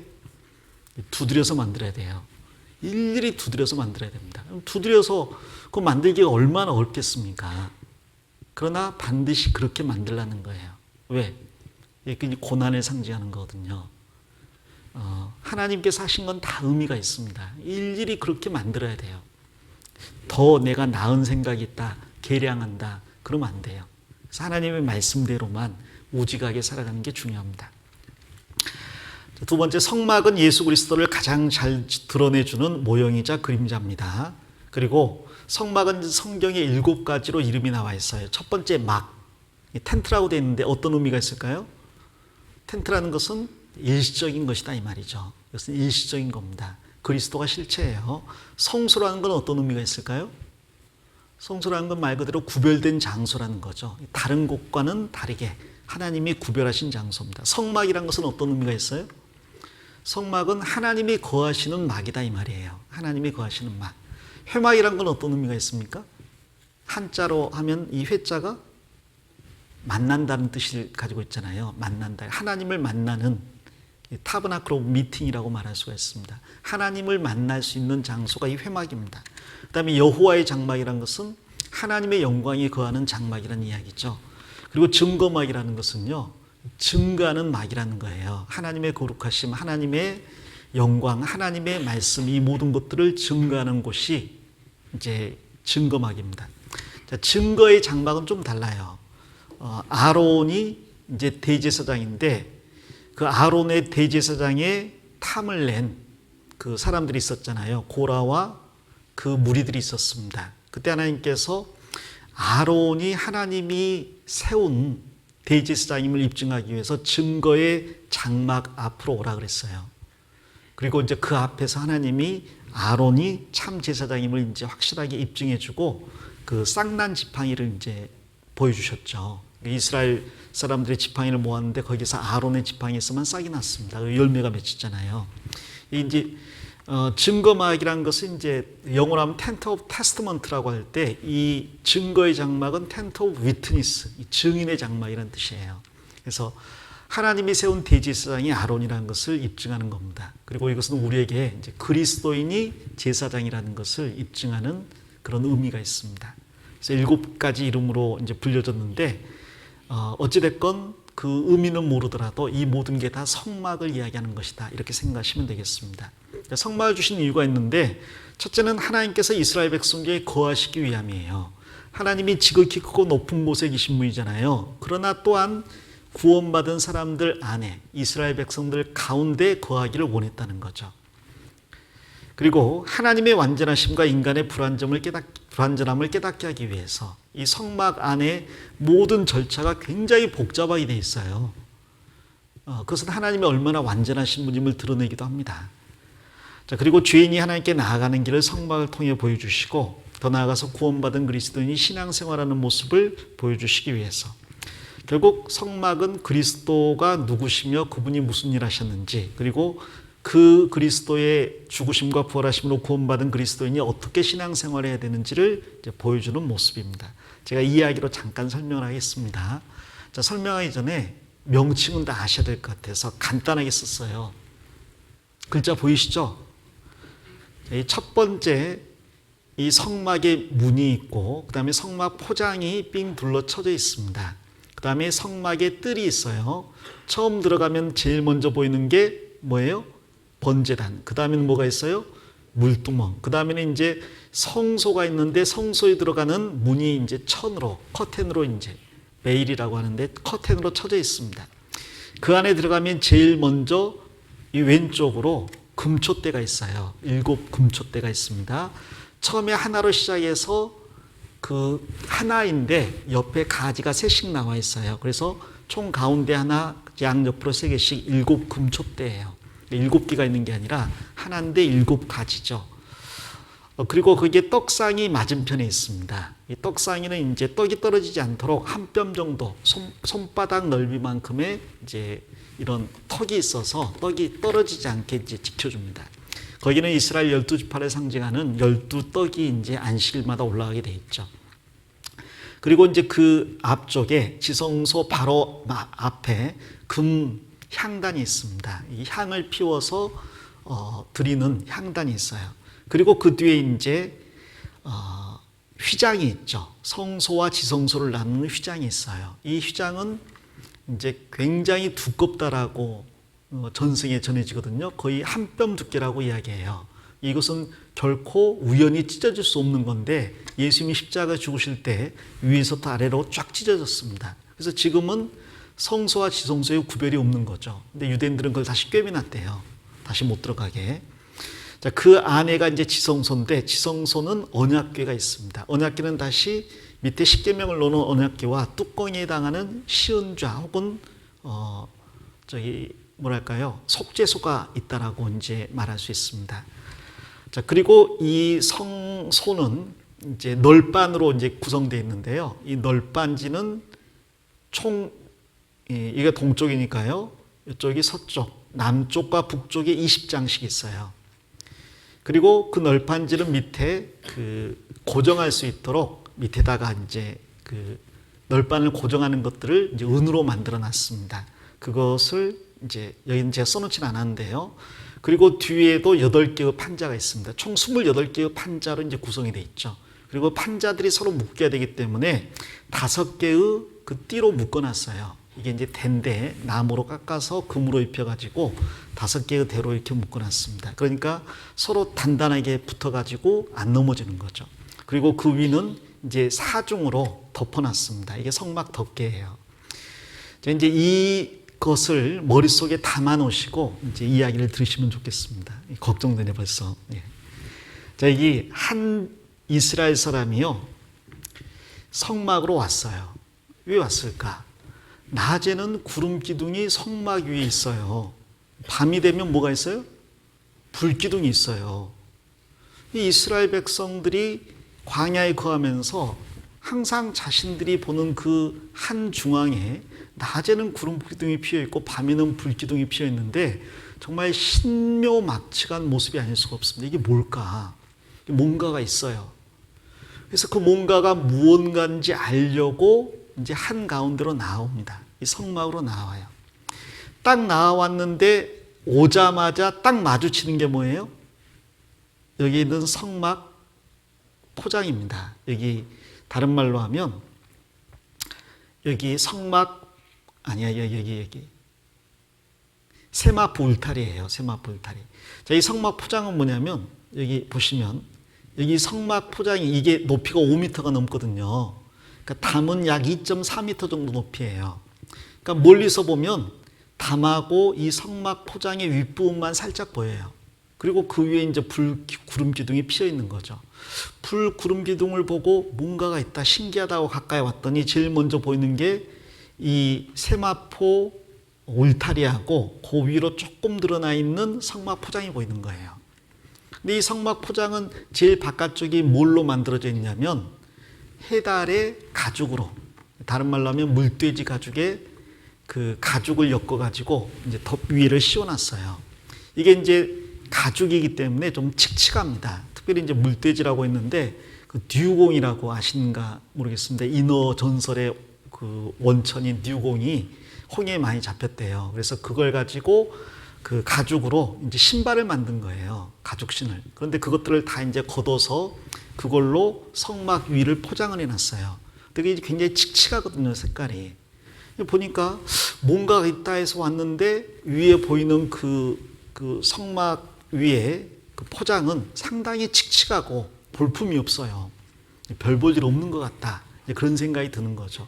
하지만 또 마음속에 무슨 생각이 드냐면 여기에 보면 이 하얀 포장이 있잖아요. 이 포장을 보고 또 충격을 받는 거죠. 왜? 이 좀 광야거든요. 광야고 이스라엘 백성들은 옷이 몇 벌이나 있었을까?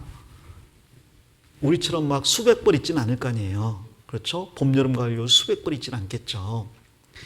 성경에 보면 옷 한 벌 저당 잡히면 저녁에 덮고 잘 것이 없다고 그랬잖아요. 그러니까 옷 한 벌, 두 벌 있는 거예요. 대부분. 한 벌, 두 벌 가지고 평생 살면 옷이 처음에는 깨끗하게 만들어도 시간 지나면 때 타가지고 구질구질 하겠죠. 자, 그렇게 구질구질한 사람들끼리 살 때는 자기가 구질구질한지를 몰랐어요. 다 200만 명이 다 그 모양이니까. 그러니까 우리가 이제 이렇게 산다라고 생각하고 있다가 저기 뭐가 있는데 하고 왔는데 보니까 자기가 보는 것처럼 구질구질한 그 성막이 지붕은 보이는데 근데 울타리를 보니까요. 정말 깨끗하고 하얀 세마포 울타리가 쳐져 있는 거예요. 그 순간 자기의 옷이 더럽게 보이죠. 내가 더럽구나. 그것을 이 울타리를 보자마자 느끼게 돼요. 그리고 그 울타리를 뭘로 만들어놨냐면 여기 보니까 기둥이 있잖아요. 이 기둥은 전부 다 조각목. 이제 어떤 본에 보면 아카시아 나무라고 되어 있는데 우리나라 아카시아 나무가 완전히 다른 겁니다. 그 조각목이라고 되어 있는데요. 광야에서 자라는 참 가공하기 힘든 어려운 그 나무가 있어요. 굉장히 그 볼품 없고 많이 옹이 가진 나무가 있습니다. 그 조각목으로 이 기둥을 만들었는데 놋으로 다 싸놨어요. 놋은 성경에서 다 뭘 상징하죠? 놋은 100% 성경에 놋 나오면 다 심판을 상징한다고 생각하시면 됩니다. 놋쇠로 만들어 놨거든요. 놋쇠로 덮어놓은 거예요. 그러니까 하얀 세마포 장을 보면서 아, 내가 죄인이구나 느꼈는데 옆에 기둥을 보니까 그래서 뭐 받아야 된다? 심판받아야 된다. 큰일 났어요. 근데 그 밑에 그 널판을 받치고 있는 밑에 이제 그 널판을 세워놓는 그 뭐라 그러죠 그것을? 찾아보겠습니다. 그 성경적인 이름이 그 밑에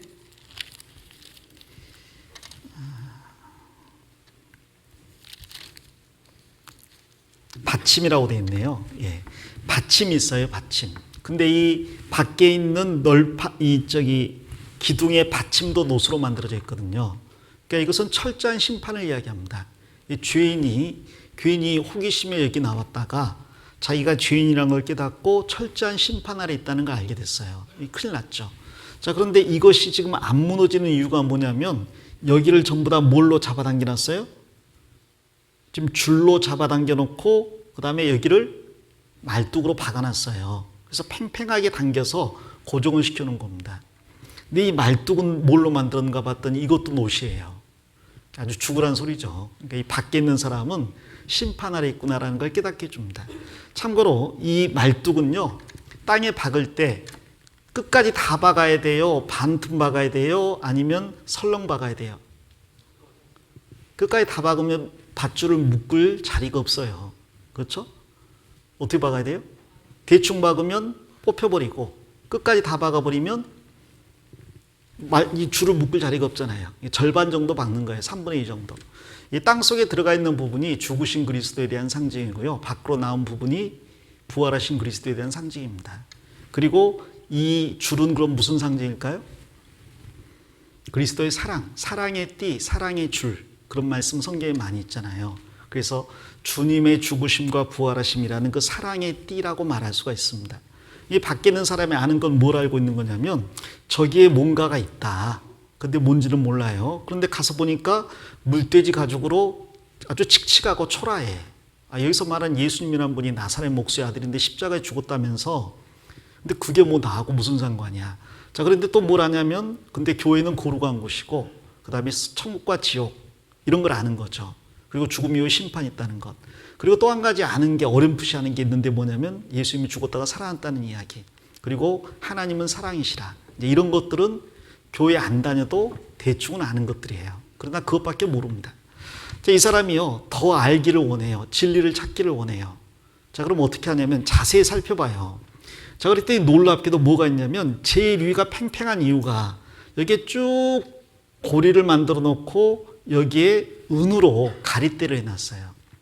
은으로 전부 다. 은은 뭘 상징하는 거예요? 성경에서 은은 하나님께서요 이스라엘 백성들이 이집트에서 구원받고 나왔잖아요. 그래서 속전을 지불하라 그랬거든요. 그 속전이 전부 다 뭘로? 은으로 돼 있어요. 그래서 은 반세겔을 내라 그랬거든요. 제가 마태복음 할 때 이야기했죠. 성전세 내라. 은 반세겔. 근데 베드로와 예수님을 위해서 한 세겔 내라 그랬잖아요. 한 사람당 한 20만 원 정도 되는. 자, 그게 은입니다. 은은 내가 구원받았다는 그 생명의 속전이라고 해요. 구원받기 때문에 내는 돈입니다. 이것은 부자도 반세겔, 가난한 자도 반세겔을 내는 거예요. 근데 그 은을 가지고 여기에 쭉 가리대를 만들어 놓은 거예요. 그래서 이것 봐. 여기 은이 있네. 그 쭉 따라가게 되는 거죠. 그러면 서쪽, 남쪽, 북쪽 다 막혔어요. 근데 한 군데가 지금 뚫렸어요. 어디예요? 동쪽. 왜 동쪽일까요? 그리스도가 해로 비유가 되어 있잖아요. 뜨는 해로 비유가 되어 있잖아요. 그 동쪽으로 쭉 속전을 상징하는 이 은 가리대를 따라오니까 동쪽이 다른 곳과 달라요. 문이 있어요. 자, 그런데 문은 보니까 10m짜리예요. 상당히 큰 문이죠. 이렇게 큰 문이 광야에 있을 리가 없는데 대부분은 텐트니까 이렇게 접고 들어가는데 여기는 문이 10m입니다. 뭘 이야기합니까? 예수님께서 내가 곧 양의 뭐라고요? 문이라 그랬어요. 근데 이 문이 너무 커. 누구든지 내게로 오라 그랬거든요. 누구든지 들어갈 수 있는 큰 문이에요. 10m짜리 문이면 아무리 그 사람이나 짐승이 등치가 커도 다 들어갈 수가 있잖아요. 근데 다른 데는 다 세마포 흰 곳인데 여기는요 4가지 색깔로 문이 짜여져 있습니다. 청색, 하늘색이죠. 그 다음에 자색, 그 다음에 홍색, 그 다음에 흰색으로 이 4가지 색깔로 구성이 되어 있어요. 예수님이 문이라 그랬는데 예수님을 설명하는 사복음서가 있잖아요. 마태, 마가, 누가, 요한복음. 마태복음은 무엇을 이야기합니까? 예수님이 왕이시다. 근데 왕이 입는 옷이 무슨 색이에요? 자색이에요. 자색 옷. 아주 비싼 옷이거든요. 예수님이 왕이시다. 마태복음을 이야기합니다. 그 다음에 마가복음은 송아지복음이라고 하잖아요. 예수님이 종이다. 그 예수님이 고난받고 종으로서 이 땅에 사셨다. 그것을 상징하는 게 홍색입니다. 피 흘리고 죽으셨거든요. 그 다음에 흰색은 뭘 말해요? 아까 말한 것처럼 죄 없음, 흠 없음을 이야기하잖아요. 누가복음은 예수님이 흠 없는 완전한 인간이었음을 이야기합니다. 그래서 누가복음을 이야기해요. 그리고 청색은 하늘 색깔이잖아요. 요한복음, 예수님은 독수리복음이라고도 하는데 하늘의 왕이시다. 하나님이시다. 그래서 이 문을 보고 이 문은 다른 모든 문과 달리 크고 넓은 데다가 정말 화려하고 여러 가지 의미를 담고 있구나 하는 걸 알게 되죠. 그리고 그 문은 항상 열려 있습니다. 누구든지 들어오라는 거예요. 그래서 자기 옷이 지저분해가지고 우물쭈물하고 있는데 문이 활짝 열려 있죠. 누구든지 들어오라. 들어가도 됩니까? 돼요. 아무나 들어와도 됩니까? 아무나 돼요. 다 들어오라는 거예요. 누구든지. 예수님께서 내게 오는 자는 내가 결코 내어쫓지 않겠다고, 그리고 그에게 영생을 주겠다고 말씀하셨잖아요. 그래서 누구든지 이 안에 이제 들어가야 되는 거예요. 이 안에 들어가는 것을 이제 하나님의 진리를 추구하는 출발점이라고 말할 수가 있겠죠. 교회당에 와서 성경 강연회 듣는 걸로 비유하면 어쩔지 모르겠어요. 자, 이 문이요, 지금은 다 열렸지만 언젠가는 닫힙니다. 조금 있으면 이 문이 닫히고 집주인이 한 번 문을 닫은 후에는 뒤에서 열어달라고 두드려도 열려요, 안 열려요? 안 열린다 그랬어요. 은혜 시대가 끝나면 이 문은 이제 닫히게 됩니다. 자, 안으로 들어갔더니 제일 먼저 보이는 게 뭐예요? 번제단이에요. 번제단. 자, 번제단에 이제 들어갑니다. 제가 설명을 했는데 불, 구름, 기둥, 성막의 포장, 그 다음에 세마포 다리, 놋 기둥과 놋 받침, 놋 말뚝, 줄, 은 가름대와 갈고리 위에 있는 겁니다. 이걸 엮고 있는 갈고리, 그 다음에 성막의 문. 통과해서 들어갔더니 그 다음에 보이는 게 이제 번제단입니다. 갔더니 이 번제단은요, 높이가 약 1.5m쯤 됩니다. 3규빗이에요. 그리고 여기 사각형이 정사각형인데 5규빗이에요. 성경에 5는 뭘 상징하죠? 예를 들어서 부자와 나사로 할 때 부자가 내가 5 형제가 있다고 그랬잖아요. 그 다음에 사마리아 여자가 내가 남편 몇 명 있었다고요? 5명 있다고요. 그 다음에 이제 잔치에 초대했더니 소 5개를 샀으니 내가 가봐야 되겠다. 그런 말도 계속 나오는데 5은 인간의 죄와 하나님의 은혜를 상징하는 숫자라고 말할 수가 있습니다. 죄가 더한 곳에 은혜가 넘치는 곳이니까요. 죄의 숫자라고 말할 수가 있어요. 그리고 높이가 3규빗이에요. 한 1.5m 되는데 3은 삼위일체를 이제 상징하는 거죠. 이것은 전부 다 조각목으로 만듭니다. 아까 말한 아카시아 나무. 그런데 여기다 불을 피워야 되니까 이게 타버리겠죠? 안 타기 위해서 전부 다 놋으로 감싸요. 놋은 뭐라고요? 전부 다 심판을 이야기한다고요. 그리고 그 안에 놋으로 또 이런 철망을 만듭니다. 그래서 요 위에다가 번제물을 올려놓고 밑에서 불을 피워가지고 완전히 태우는 거예요. 그리고 짐승은 죽여서 그 피는 이 번제단 뿔에 4뿔을 만들어 놓고 여기다가 피를 바르는 겁니다. 이 죽었음을 상징하는 거죠. 그리고 넷은 항상 사방을 상징하니까 온 세상을 이야기하는 거예요. 결국 이 번제단은 온 세상 모든 죄인을 삼일체 하나님께서 구원하시는 역사를 이야기한다고 말할 수가 있어요. 여기서 쓰는 모든 것들도 이제 하나님께서 일일이 어떻게 만들라고 알려주신 거죠. 여기에 나오려면 반드시 이제 어린 양이나 제물이 있어야 되는 거죠. 그래서 양 문 안에 들어갔을 때 처음 보는 것은 여기저기서 짐승이 피 흘리고 죽는 거예요. 그걸 보고 처음에는 너무너무 충격을 받겠죠. 그리고 뭐 이런 게 다 있어. 근데 나중에 그 의미를 알게 됩니다. 왜 이렇게 짐승을 죽입니까? 죄인이 죽어야 되는데 죄인 대신 짐승이 죽는 법을 주셨습니다. 그 동물이 대신 죽음으로써 당신의 죄가 용서될 수 있습니다. 자, 그때 그 사람도 그럼 나도 믿음으로 그 동물을 가지고 오게 되고 자기도 그 동물을 죽이게 되고 그리고 제사를 드려서 그 피가 단불에 발려지는 걸 보고 구원을 받는 거예요. 그래서 이 번제단은 이제 구원받는 걸 상징한다고 말할 수가 있습니다. 자, 그럼 번제단 다음이 뭐예요? 좀 전에 보셨던 것처럼 번제단 다음에 있는 게 이 물두멍이잖아요. 번제단을 통과하고 보니까 물두멍이 있어요. 그 다음에 이제 성소가 있잖아요. 근데 어떤 사람들은 여기만 계속 왔다 갔다 하고요. 왔다가 갔다가 나갔다가 들어왔다가 또 여기 왔다 갔다가 또 나갔다가 들어갔다 하는 사람이 있습니다. 어떤 사람? 내가 구원 받았나? 안 받았나? 말씀 한번 들어볼까? 구원 받았네. 그리고 또 신앙생활 안 해요. 그러다 또 한 2년 지나서 그때 내가 구원 받은 게 맞나? 아닌가? 하고 또 말씀 듣다가 또 몇 바퀴 돌다가 나가요. 계속 왔다 갔다 하면서 번제단을 못 떠나는 사람이 있어요. 여러분, 이 성막 밖에 있는 사람은 구원 안 받은 사람이에요. 성막 안에 있는 사람은 구원 받은 사람이에요. 근데 어떤 사람은 왔다 갔다 해요. 정체가 좀 불분명해. 구원 받았는지 안 받았는지 잘 모르겠어요. 자, 그런데 구원받은 사람이라면 반드시 그 다음 단계로 나가야 됩니다. 어디까지 가야 되냐면 성소 안까지 들어가야 되겠죠. 자, 그런데 문제는 뭐냐면요. 성소 안에 들어가려면 반드시 물두멍에서 어떻게 해야 돼요? 씻어야 돼요. 씻어야 됩니다. 자, 이 물두멍을 좀 작게 만들어놨는데 원래는 훨씬 더 클 거예요. 이 물두멍은 또 뭘로 만듭니까? 이것도 노수로 만들어요. 자, 이것은 특별히 그 회막에서 수종드는 여자들의 거울이 이제 노신데 이것을 이렇게 이제 다 닦아가지고요. 이제 이렇게 비춰본 거죠. 근데 이것을 이제 자기를 단장하던 거울이었는데 요것을 다 바쳤어요. 기쁜 마음으로. 그것을 녹여가지고 이 물두멍을 이제 만들었습니다. 이 물두멍 자체가 뭐예요? 거울이에요. 가까이 가면 자기 얼굴이 비치는 거죠.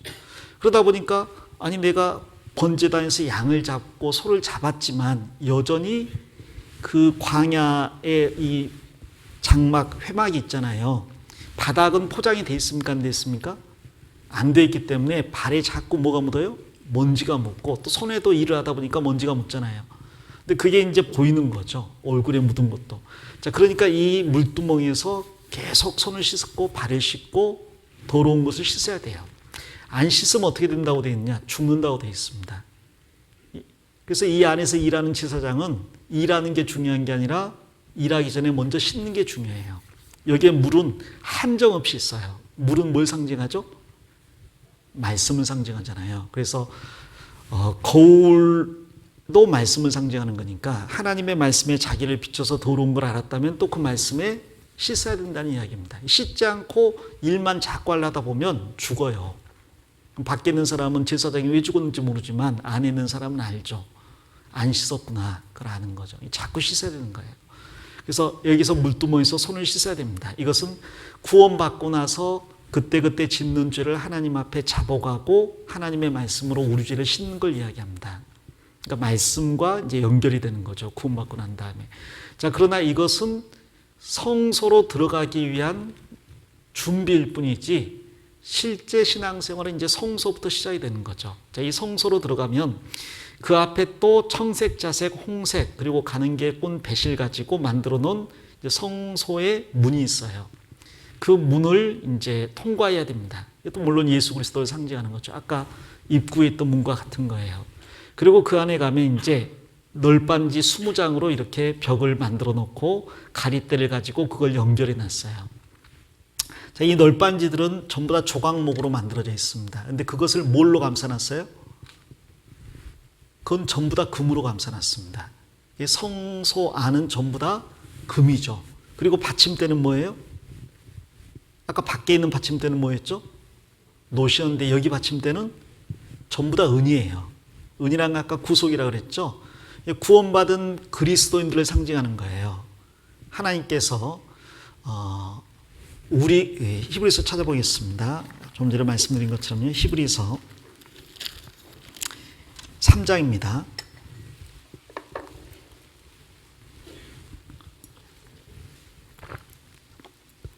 히브리서 3장 4절에 집마다 지은 이가 있으니 만물을 지으신 이는 하나님이시라. 또한 모세는 장래 말할 것을 증거하기 위하여 하나님의 온 집에서 사환으로 충성하였고 그리스도는 그의 집 맡은 아들로 충성하였으니, 같이 읽겠습니다. 우리가 소망의 담대함과 자랑을 끝까지 견고히 잡으면 그의 집이라. 구원받은 우리가 하나님의 집이에요. 그러니까 그 집을 구성하고 있는 널빤지는 전부 다 그리스도를 이야기합니다. 자, 그리스도인은 원래 조각목이라고 그랬잖아요. 그리고 조각목은 좀 전에 말씀드린 것처럼 광야에서 자라는 볼품없는 나무라고 그랬어요. 자, 그런데 볼품없는 나무가 하나님의 집에 그 기둥이 되고 벽을 이루기 위해서 제일 먼저 해야 될 일은 뭐예요? 나무가 찍혀야 됩니다. 그 자리에서. 뿌리를 땅에 내리고 있을 때에는 성소에 쓸 수가 없어요. 그러니까 도끼를 가져가서 그 뿌리부터 이제 기둥 사이를 이제 찍어내야 되는 거죠. 아픔이 있겠죠. 거기서 완전히 이제 분리가 되는 거예요. 그 다음에 어떻게 해야 되죠? 그 다음에 그걸 깎고 다듬어야 돼요. 잘 다듬어야 돼요. 그래서 판자를 만들어야 되는 거죠. 그리고 그 다음에 어떻게 해야 되죠? 그렇게 판자로 잘 다듬어 놓으면 하나님이 금으로 딱 감싸줘요. 금판자가 되는 거예요. 그리고 그것을 여기 밑에 있는 그 받침이 아까 다 은이라 했잖아요. 은받침 위에 다 세워줍니다. 소켓을 해가지고 딱 끼워놔요. 그러면 이제 든든히 서 있는 거죠. 그러나 혼자 서 있으면 넘어집니다. 바람이 불면 넘어지겠죠. 그래서 그 옆에 또 다른 받침해서 이쪽에 20장, 이쪽에 20장, 뒤에는 6장인데 제일 모퉁이는 2장씩. 그래서 8장, 48장의 이제 받침이, 널빤이 이제 거기 들어가 있는 거죠. 이게 뭘 말할까요? 이 교회를 이야기하는 거죠. 구원받은 사람 혼자가 아니라 함께 연합해 있는 거예요. 특별히 모퉁이가 되려면 더 튼튼해야 됩니다. 근데 그렇게 구원받은 사람들이 함께 있어도 여기 띠가 없으면 또 다 넘어져 버릴 거 아니에요. 띠를 5개를 만들라 그랬어요. 아까 5개가 죄와 거기에 임하는 하나님의 은혜를 이야기한다 그랬잖아요. 그래서 그 사랑의 띠, 그 성령이 하나 되게 하신 띠, 은혜의 띠, 소망의 띠를 이제 든든히 우리가 이렇게 서로를 이렇게 연결해야 됩니다. 성도의 교제를 말할 거예요. 우리가 서로 연결되는 거죠. 하나로 단단하게. 서로가 서로를 의지하면서 서로가 서로를 붙들어 주는 걸 이야기합니다. 그렇게 하고 그것들이 이제 이렇게 벽을 이루게 되면 그러면 이제 그 안에 3가지가 있어요. 3가지가. 첫째가 이제 금촛대가 있고요. 2번째가 떡상이 있습니다. 그리고 3번째가 금이 향단이 있습니다. 이 제사장이 해야 될 일은 이 안에 들어가는 거예요. 제일 먼저 할 일은 뭐냐면 아침 저녁으로 이 촛불을 간검하는 거예요. 이 성막 안에는 밖에 햇빛이 단 한 점도 들어올 수가 없습니다. 깜깜할 수밖에 없잖아요. 근데 깜깜한 성막 안에 유일한 빛이 뭐냐면 이 금촛대에서 나오는 빛이에요. 이 촛대는 뭐죠? 촛대는 교회죠. 성경 요한계시록 1장에 가보겠습니다.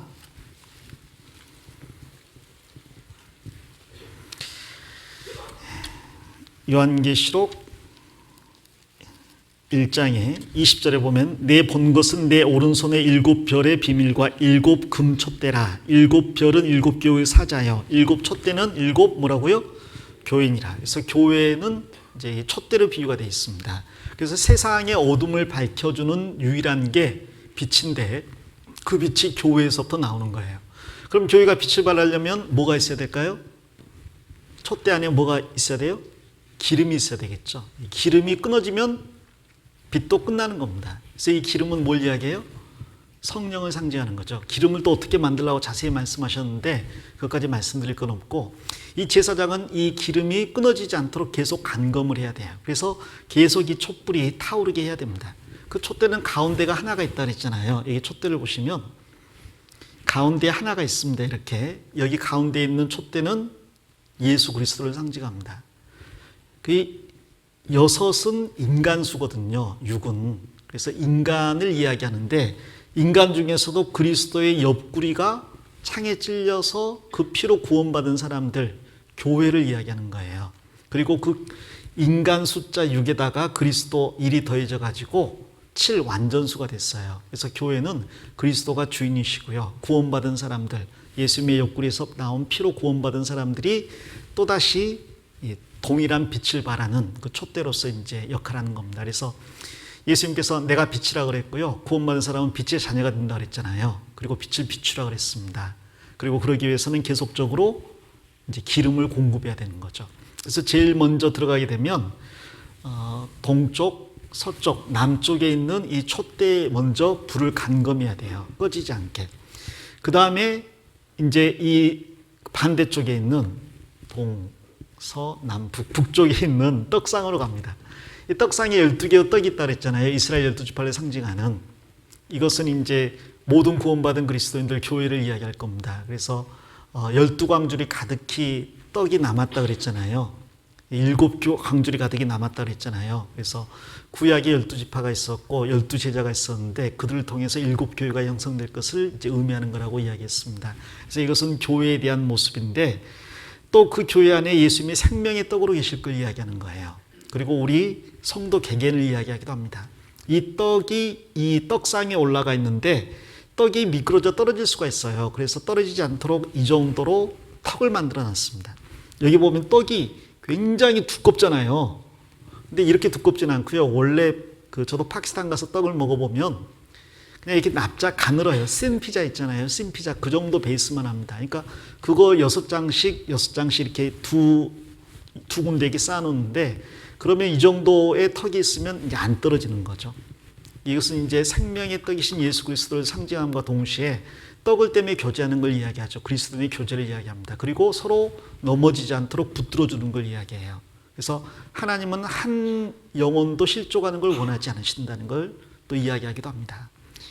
자, 그리고 여기에 들어가는 떡은 이제 누룩이 들어가면 안 되죠. 그래서 이것은 죄 없는 생활을 이야기합니다. 구원받은 사람은 이제 전체를 부풀게 할 누룩이 들어가면 안 돼요. 자, 그리고 이제 여기에 보면 휘장이 있고요. 휘장 바로 앞에 이제 금향단이 있어요. 이건 전부 다 금으로 만들어져 있습니다. 근데 거기에 향을 계속 피워야 돼요. 이 향은 뭘까요?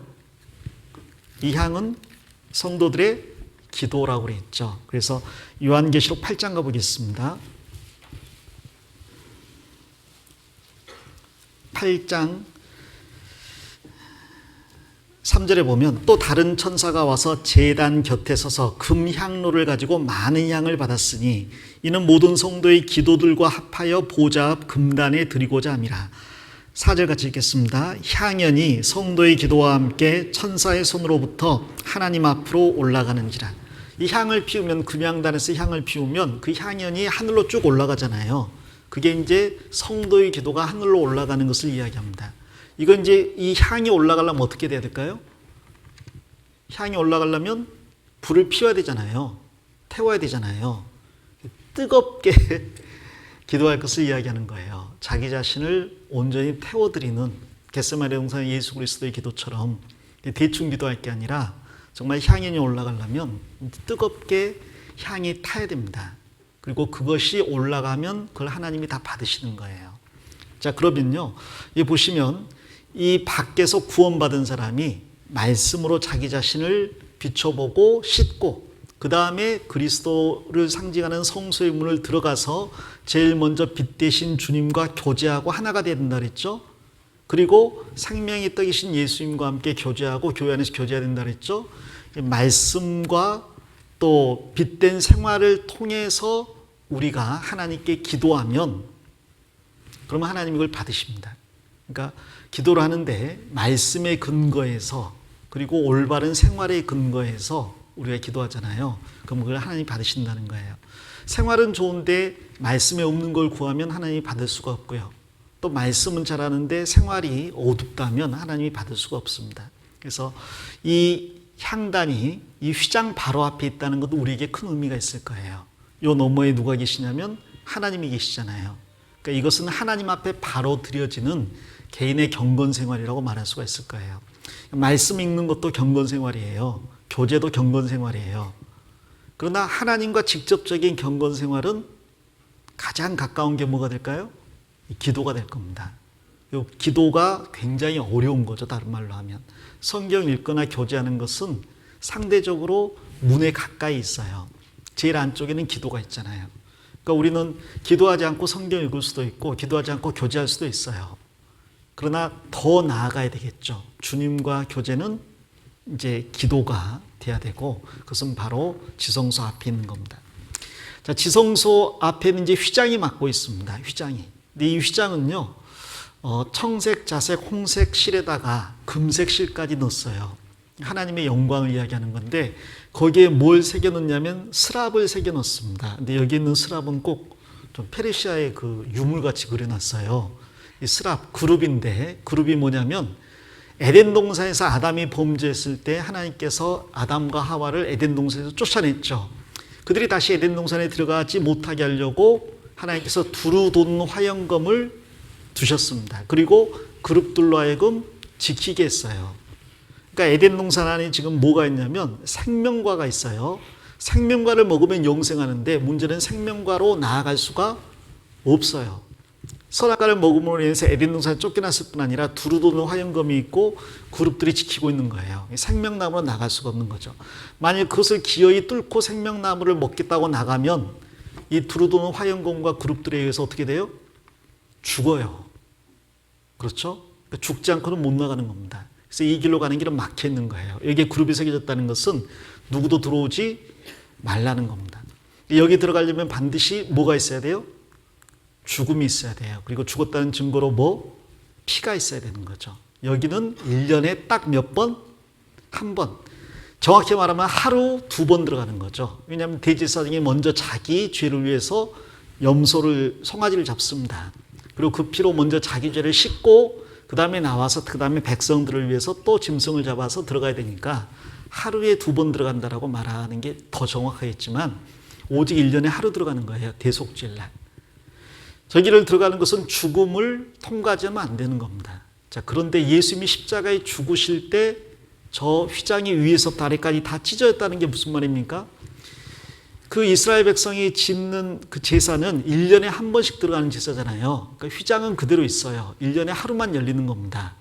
그런데 휘장이 아예 찢어져 버렸다는 것은 이제 언제든지 나아갈 수 있다는 거고, 다른 말로 하면 다시 제사 드릴 필요가 있다 없다? 없다는 이야기예요. 예수님의 죽음은 영원한 제사라는 거죠. 그리고 그 제사는 영원히 우리를 온전케 한 거고, 그래서 이제는 언제든지 나아갈 수 있다는 겁니다. 자, 그로 인해서 지성소와 성소의 구별이 없어졌어요. 다른 말로 하면 옛날에는 이 안에서 생활하다가 이 안에는 1년에 한 번 들어갔는데 이제 지성소는 들어가면 바로 지성소예요. 주님이 우리와 함께 계시다는 거죠. 교제 가운데, 교회 가운데 주님이 함께 계시는 겁니다. 이제는 휘장이 찢어져 버렸죠. 그 안에 들어가면 딱 한 가지만 있습니다. 언약궤만 있어요. 이 언약궤 위에 덮개가 이제 속죄소 혹은 시은좌라고 이야기하는데 이건 순금이에요. 예수님이 하나님이시라는 걸 이야기하는 겁니다.